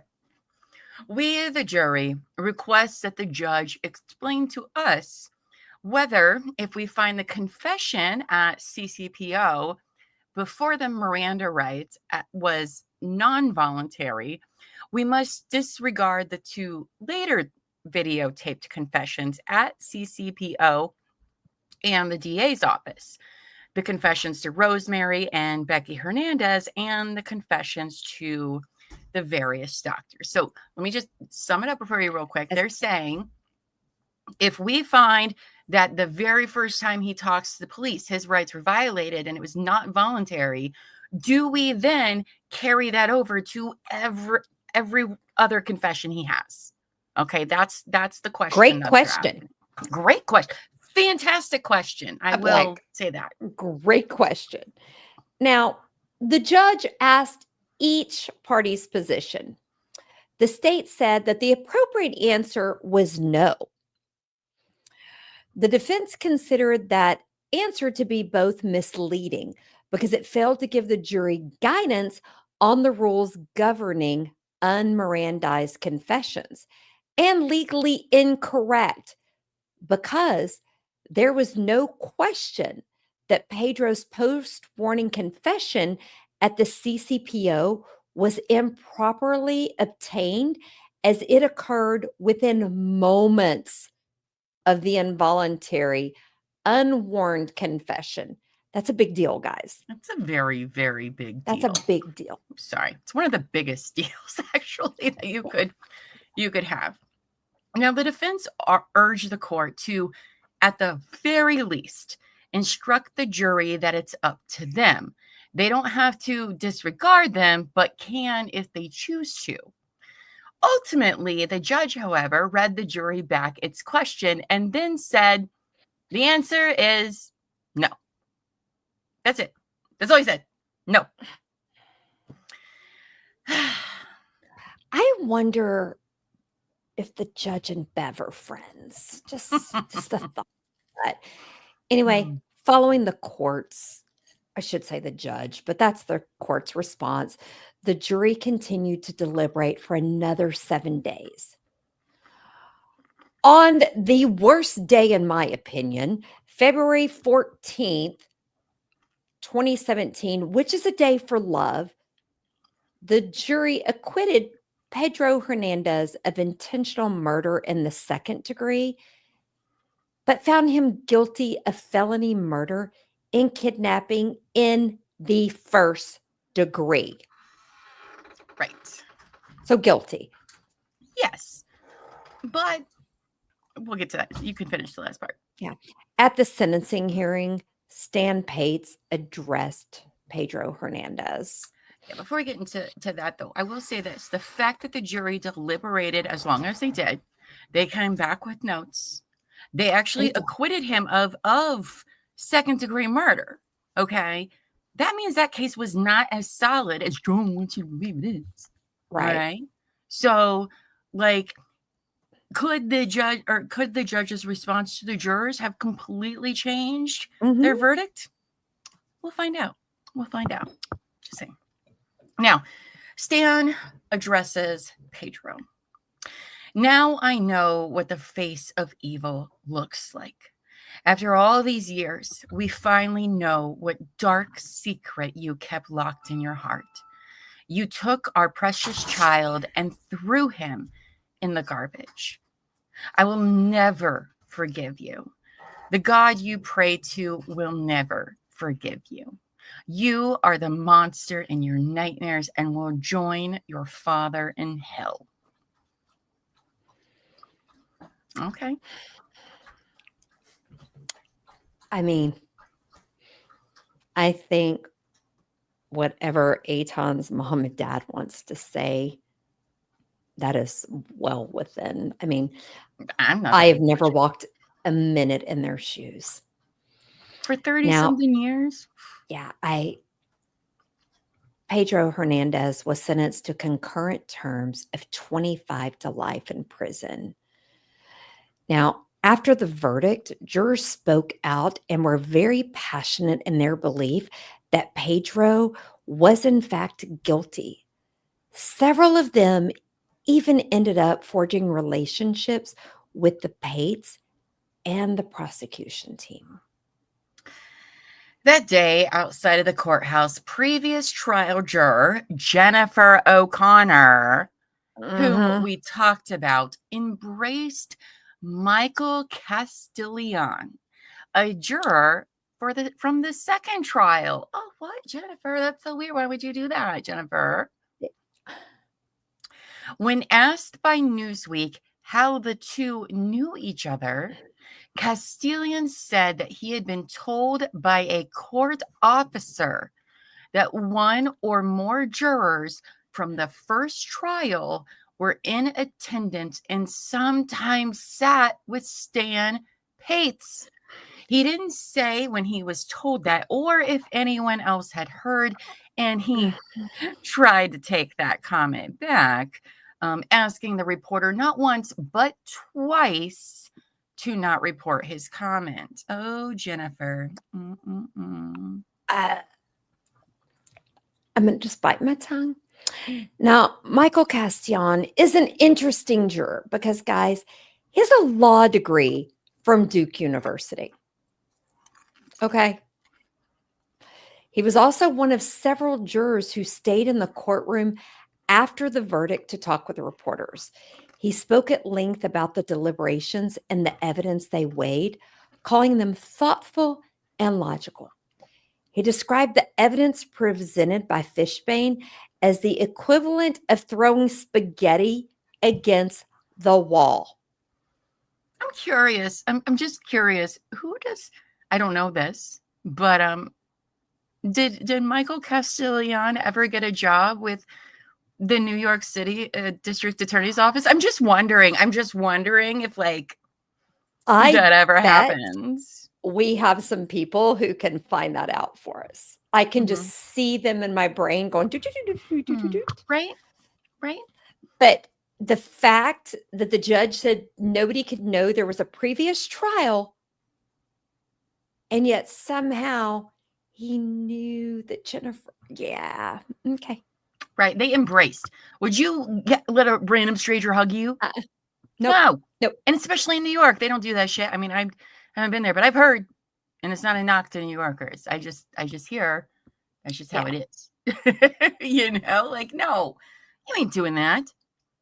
Now, when Fishbane got word of this, he said he would soon ask the judge to order a hearing into what he called the extent of the jury contamination. And he sent out his investigators to speak with all the jurors. Guess what? They didn't like that. One of the jurors who did speak with ProPublica said that to their knowledge, none of the jurors were aware of the jurors from the first trial in the courtroom. That doesn't mean anything. No, it doesn't. They could have just been not paying attention at all, or They're nobody liked them. They were in the gossip Michael already group. got called out, tried to call back his comment. I'm going to just know. Right? So Fishbane said the initial vote taken by the second jury broke down almost evenly. Which is 7 crazy. Guilty and 5 not guilty. Guys, that's huge. That is very huge. That's huge. For a trial That they got a long. conviction. Yes. If they had a mistrial, that would be okay, that makes sense. But yeah. He said his concern is that the presence of the former jurors, particularly their support and accompaniment of Stan Pates, might have influenced their verdict in the highly emotional case. You think? Yep. He said he was especially concerned because Castellan was outspoken regarding the guilty verdict at the press conference. I am sorry, but Castellan has so much to gain from this. Oh, he so absolutely much does. to gain. I don't think I've ever Absolutely. thought that about a juror before, but like, Absolutely. hello. Oh, Now, the judge denied Fishbane's motion to dismiss the guilty verdict over jury contamination. The motion also claimed an alternate juror in the case had said he too became aware of the earlier jurors during the course of the second trial. So that not just one, more than one person has said that. Now, defense investigator Joe O'Brien reached an alternate who said he knew about the first jury well before deliberations. how did he know? Did they investigate that? Did they look into that? Oh, look at the construction litigation. Oh, wait, isn't there a group of people As I say, who in New are York, known for in New York with construction? Isn't there like as I say, a group of people that are notoriously known? Oh my gosh, they, what is that, I, Terry? I can't, my brain Oh, doesn't work so well these I days, but know. there I is think a it starts group. with an We're going to have to think M. about it. We'll get back to that. Now, he could not recall if it was a general announcement to the jury, if it was just a comment passed between the two of them, but he assured me that other jurors knew this as well. The investigator didn't reach anyone who deliberated in the case. And guys, I'm going to tell you, I'm not an attorney, but this is sus as shit. Yeah, I, agree. after serving on a jury earlier this year, I think having the jurors from the first trial did influence, and the fact that you have more than one who has said they knew Yeah. about the first trial, that is a mistrial in my books. And like, I get it. They're alternates, so they didn't really go into deliberation, but that should be enough. That should be enough Period. because Sorry, that for me, like, information that's should not have been known until after the trial. but it seems like Jennifer didn't really keep a low profile, did it? No, she No. didn't. Anyway, so we're almost wrapped up, guys, I promise. Okay, so arguments were held on April 24th, 2025. That's right. This year, you guys, this year, in front of the Second Circuit State of Appeals Court, asking that Pedro Hernandez should get a new trial. Pedro's appellate attorneys argued that an instruction given by the court in response to a jury question was improperly ignored. They believe that this clearly established a Supreme Court precedent and prejudiced the verdict. Well, I told you all this was going to be coming back into like real time and be relevant. Yeah. Now, the precedent they were referring to was a case decision in 2004, which held unconstitutional the law enforcement tactic of intentionally obtaining a confession without giving Miranda warnings, then administering the warnings, and finally asking the suspect to repeat the confession. It is ass backwards. In 2004. It's ass Pedro backwards. was in 2012, you guys. Okay? Now, a reverse decision was ordered by the appellate court on July 21st, 2025, meaning that now, right now, 64-year-old Pedro Hernandez would get a new trial or even be released. They wrote, "We concluded that the state trial court contradicted clearly established federal law, and this error was not harmless because they knew better. They all knew better. Everybody knew better. They Shame on did. all of them." Now, in an email to ProPublica, former DA Cy Vance Jr. said it was exceptionally challenging, giving the passage of time, but also very strong, and that the recent decision came as a surprise to him. Oh, God, whatever. Sorry. Should have been no surprise. I'm like, really, dude? Clearly, the jury heard substantial expert testimony from both the prosecution and the defense. This is Vance, by the way, Vance. and considered both and the legal instructions by the court during deliberations and before the verdict, he said, adding that he continues to believe Hernandez is guilty. Remember that last bullet point and that study we talked about earlier? He continues to believe that Hernandez is guilty and that his thoughts are with the Patz family and with Etan. Are they? Because you're the one who opened this wound, sir, I'm like, for your you public would, campaign. You, sir. now, I will give him this small credit. I think he sat out initially I don't. wanting to do the right thing. Maybe not. He just wanted to win votes. Mm-hmm. Yeah, because all the other opponents of that race Yeah, they were asked by Patz as well, and some of them were like, "There's just not enough evidence. enough Like there. we can't." Okay, I always try to find the Mm-mm. good.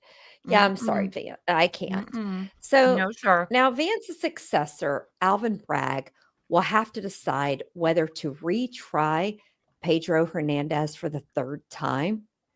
And a statement from Bragg's office said only, "We are reviewing the decision. As of today, the state has asked to delay sending this case back to trial court and instead are debating about taking this to the U.S. Supreme Court." Of course they are. Pedro Hernandez lawyers said they would oppose prosecutors' request to put this case on hold while they contemplate an appeal, because that means Pedro stays behind bars. Yep. Yeah. And a bunch of people want to ruin a man's life for their own fucking egos because, well, we're about to get into closing arguments, but just to be known, as Captain said here, every single DA before Vance said there no, wasn't enough. we don't have enough evidence. And then Vance went after that French guy and made to be look like a fucking idiot and asshole. So let's try to solve this other high profile case. Oh, what? This person just fell into our lap. Oh my God, I'm going to be a hero after I just made a fucking fool of myself to the world. Yeah. Who has the most to gain from this? That's Ask an easy yourselves answer. that. And that's why this case makes me so freaking angry. But I'll do my closing thoughts. Man, I got way more worked up tonight than I thought I was going to. I'm like, you all going, probably expected it. I have done well, and my tongue actually is like got little blood spots because I've tried to bite it because I'll save it for my closing thoughts. Okay. You give us yours. All right. Now, I didn't really know much about this case at all, until I saw Pedro was getting a new trial a few months ago in July. I saw that the day it happened, Terry was about to have surgery, and I was like, well, we're going to have to wait till she's back to cover this one because, you know, it's one of the biggest missing persons cases ever, and like that's your thing. And then I was like, oh, this is very interesting. I don't really know anything about this. And the more I looked into it, the more I found myself getting angrier and angrier. Like all of the people involved that got us to this point should be ashamed, and they should be shamed for what they have done. Now, I know many people are going to disagree with me on many things, and that's fine. We're all entitled to our opinion. But I very much believe in justice, and I want nothing more than justice for Etan and his family. And it is my opinion that there was no justice done here. And I don't believe there ever will be. I do think that Pedro is factually innocent. I do not think he had anything to do with this. You had two known child predators that interacted with Etan regularly. Knowing what we know now in 2025, we should know better, right? Now, nothing was found on any of Pedro's devices about kitty stuff. Think about that. Knowing what we know, you're telling me a 50-year-old man who apparently is a child predator killer, according to Joan, doesn't have shit? Because believe you me, bet your ass, if there was, the prosecution would have been yelling from the rooftop about it. That's how you know it doesn't exist. All right. In my experience of cases and whatnot, you don't just stop being a child predator. And you It don't just doesn't happen. start being one. And you just don't stop. Like, it just You don't just doesn't wake up one day and happen. say, oh, by the way. Oh, yeah. No, that's not how it works.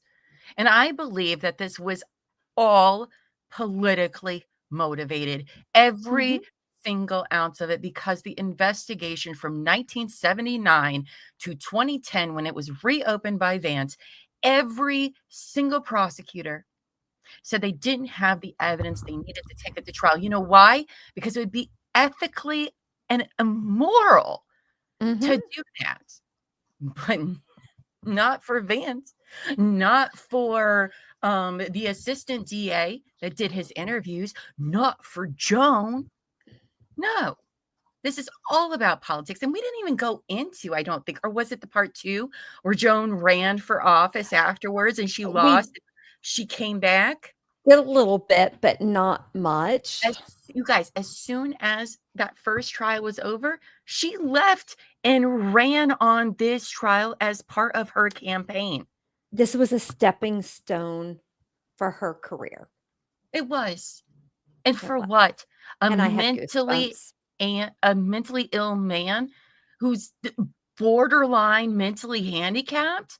That's what you want to put your high heels on while you go up climbing the stage for your fucking political bullshit? It's unbelievable. It's disgusting. And the problem with New York is that we don't get to see trials. There's no cameras in New York. All right. No cameras in state court, not in their federal court. We know why. And Look we know at why they don't want to do interviews. Why would they want to do trials? Exactly. This was zealous prosecution, just like fucking Karen Reed. It's the same thing to make the careers of everyone involved, and I call bullshit. That is not justice.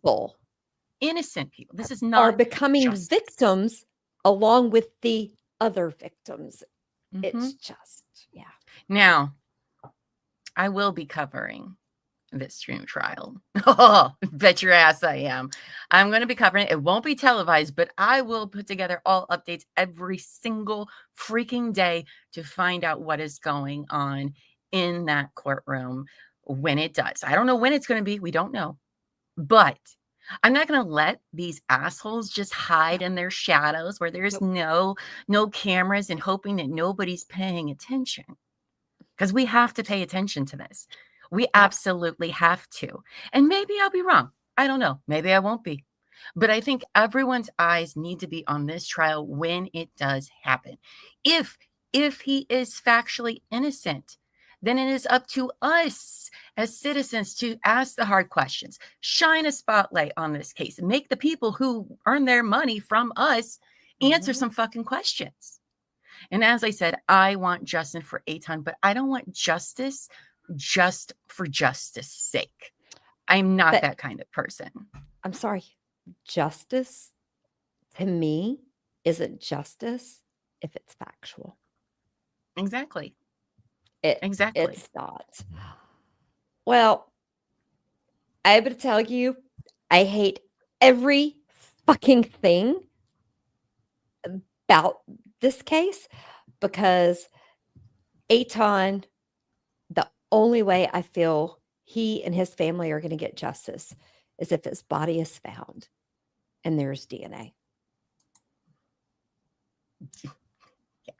I don't because confessions can't be believed because the pedophile who confessed, who had direct access to Etan, wasn't believed to be a confession. And then a mentally challenged person's confession is taken as the act of God to some degree. So I personally also have a huge problem with the judge. I believe the judge should have given more weight to the concerns raised about the, from the jury. I mean, especially the fact that the jurors from the first trial were present at the second is a problem for me. But they weren't allowed to mention the first trial. Exactly. Jurors could sit there. But yet, then they also knew. Girl. I mean, that to me should have been carefully considered by the judge. Okay. But I am also pissed off about the way investigators, the DA office, went after a mentally handicapped person to get an easy win. Yep. I feel it is once again another slash on our system. Now, if I would have seen or heard evidence from all of the documents we went through, the court stuff, saying there was true evidence, his confession was total bullshit. None of it could be proven legitimate. How you can be convicted with no evidence but your words? Right. I could tell you I killed a man yesterday. Doesn't mean it happens. Doesn't mean it fucking happened. It maybe happened in my mind. Exactly. There's no evidence. Hi, Kelly. I also have a problem that he was questioned for more than 24 hours straight. That is whatever the dark site place is called that we take terrorists to, Guantanamo Bay. That's Guantanamo Bay shit to me. 24 hours questioning someone who's not under arrest. You picked up and they voluntarily came with you. They're mentally challenged. They don't understand. They can say, hey, could I get a ride home? Yeah. Let's also throw in the fact that he was on pain medication. Okay. And this is in modern day. Like the 1979 cops, like, yeah, they fucked up a lot of shit. Okay. But in 2012, all these mofos knew better. All of them. I don't want to hear their dumbass excuses. You know better. If it was 1979, I would be so forgiving. Ugh, I wouldn't be that forgiving. Well, but okay, let me rephrase it. I'd be kind and hope they learned their lesson. Okay. A lot of good did. It's horrible to say that, but they did seem to learn a lesson, though. There were a lesson is being learned, but considering they haven't jumped up and said we are not prosecuting him again, tells me they haven't learned their lesson. Because why? Look at Karen Reed. After that first trial, they should have said, done. I'm walking away. They need to do the same damn thing with Pedro. Yeah. Yeah. So, I also have a problem with Ramos. He should have been investigated more. And I bet you there is a whole lot more that man has done that we don't know about. Oh, for sure. For sure. But most importantly, at the end of the day, my thoughts are with Etan's family because unfortunately, they are being re-victimized over and over. Guys, in 1979, I was 9 years old. I am 55 fucking years old this year. Think about that. They are still being traumatized to this day over this shit. And And I'm that sure is it's injustice across the board and to I'm me. sure it is very difficult for them to hear opinions like mine. Um, and I'm sorry. The people should have done a better job. I don't They know. should. I don't know. And I I do hate this for them. I hate this for them I so do.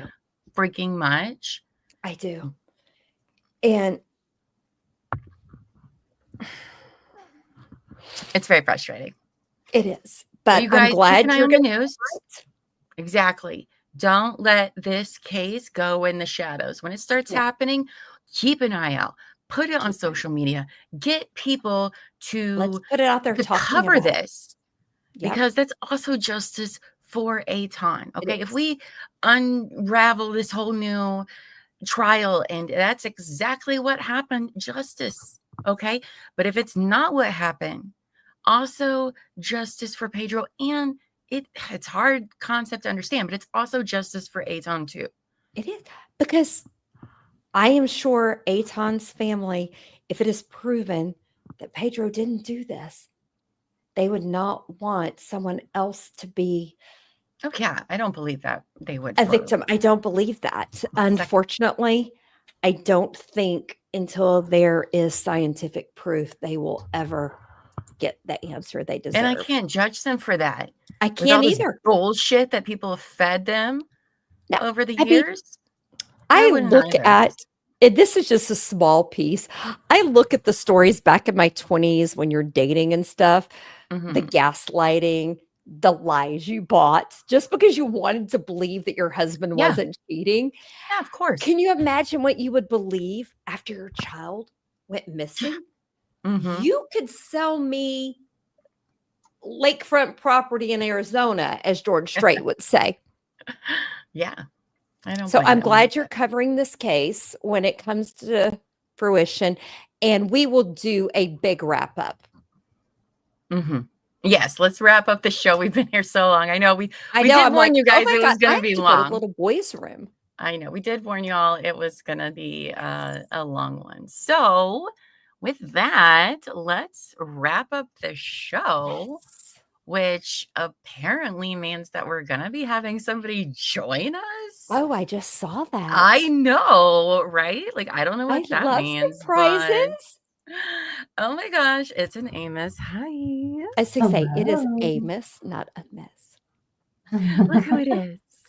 Hi, beautiful. Well, I came on to make a little announcement of my own. What's that? Neither one of you know about this. I know. I know. That's why I'm like, what? And- Oh shit! I got fired. No. It's just, our special llama is having a birthday coming up. Oh, Jesus. She is on the And- 27th.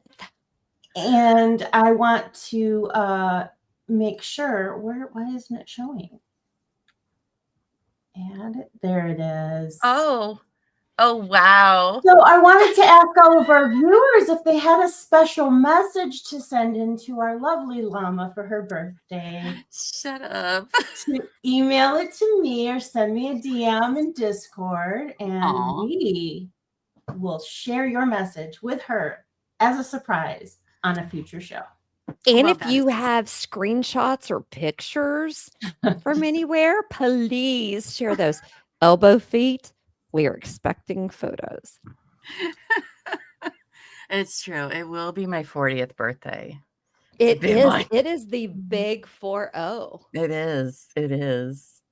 And I So believe we have a show the night before your birthday. That's true. We will. Yes, Joan, please. Please send me your thoughts, Joe.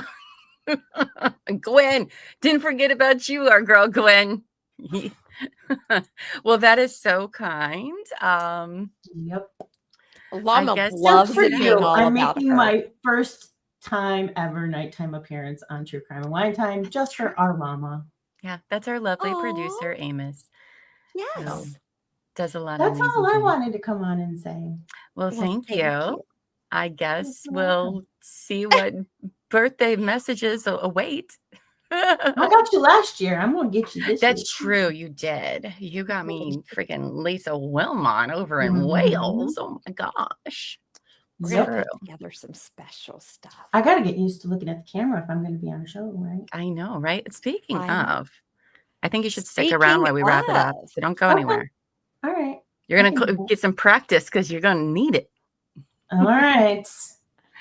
All right. Well, you guys, before we go, if you like what you heard tonight, be sure to follow all of our socials and subscribe to our YouTube channel. It's free, you guys, just to subscribe. It's free. It costs you nothing, but it does a tremendous amount for us. Or if you're listening to our pod, please download and give us a rating. All of that helps us tremendously in getting our channel out there.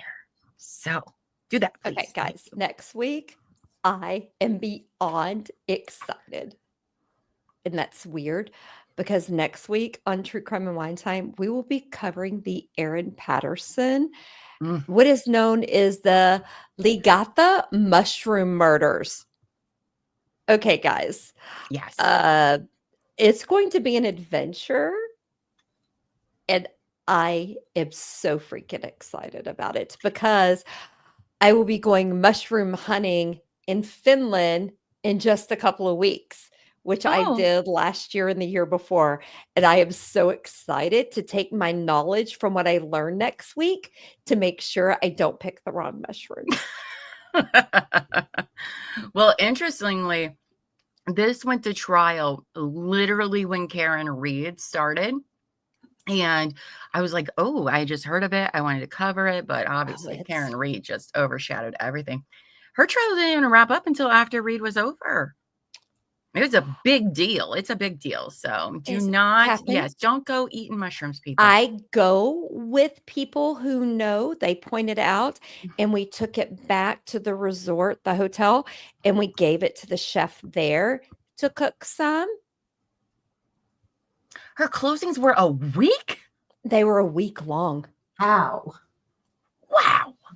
Okay, I can't wait. I only know it's not the United States. Opening statements and maybe like the first day or two of trial. So, I mean, I get the gist, but all the details I don't know. So I'm very excited to study up on this and bring this next Thursday, 8 p.m. Eastern, 7 p.m. Central.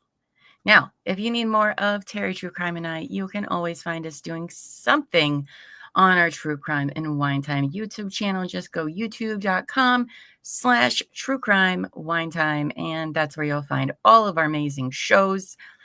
Now, you guys, on our other shows, they've heard this, but our True Crime fans may not have. Mark your calendars for Monday, September 15th, 7 p.m. Eastern, 6 p.m. Central, right? It is. Yes, for our new merch and membership launch party. We have been working behind the scenes, us little ladies, putting together the cutest and affordable merch we could come up with new releases coming at the end of each month. I know I'm personally going to be ordering a bunch. Basically, I made a bunch of stuff of like, what would I want to buy? Llama basically made stuff and she said, hey, you're going to want to order this. You're going to want to order that. You want to order this? I'm like, okay, I'm gonna have to get a job because there's a lot of convenient little Miss Mama has a birthday this month. That's true. It's being released. Maybe that's why she did it. But now, not only are we doing merch, but as our members, it's because of you guys and your support that we're able to keep the lights on over here and do what we love. We will be announcing our 6 new membership tiers that I can promise you have more perks than many of the other creators we've looked at. And by being a member of our YouTube channel, you will get your money's worth by investing in us. Do we have merch with AJ on it? Well, not yet. Better have friendship bracelets. I should say, Kelly, I am going to have to talk to Llama because I just got an idea of a merch we could possibly do with AJ. Oh, I love that. Well, I was going to do the next part, but Amos, would you like to give it a go? Oh, no. You're not ready for that? I'm not ready for that. You're not ready for that. But Amos is going to be making an appearance because the only thing we can talk about I'm allowed to talk about because I can't give spoilers about too much, is that our new show, TMI, Too Much Internet, will start airing every Friday night live at 9 p.m. Eastern, 8 p.m. Central on Friday, September 19th for all members, and then the first Friday of every month for non-members. You guys, TMI is a show where our team of brave, chronically online hosts have curated the best weekly roundup of the strangest, funniest, and most confusing things that have happened on the internet. So it's going to be a good time. And, well, Amos may be joining us for the first show. Maybe. Probably. But you know who else is joining so far with me and Terry?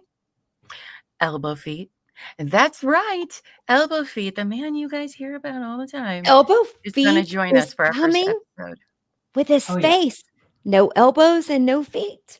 Well, make no promises. It is elbow feet. You As never I know. say, it is elbow feet. But what I love about it, every week you will have different hosts. Mhm. You're not That's going to true. have to just look at me and Llama. I know, right? You guys got to get tired of me sometime. Oh my I was going God. to say, y'all got to get tired of us and our voices. There's going to Tired of be it.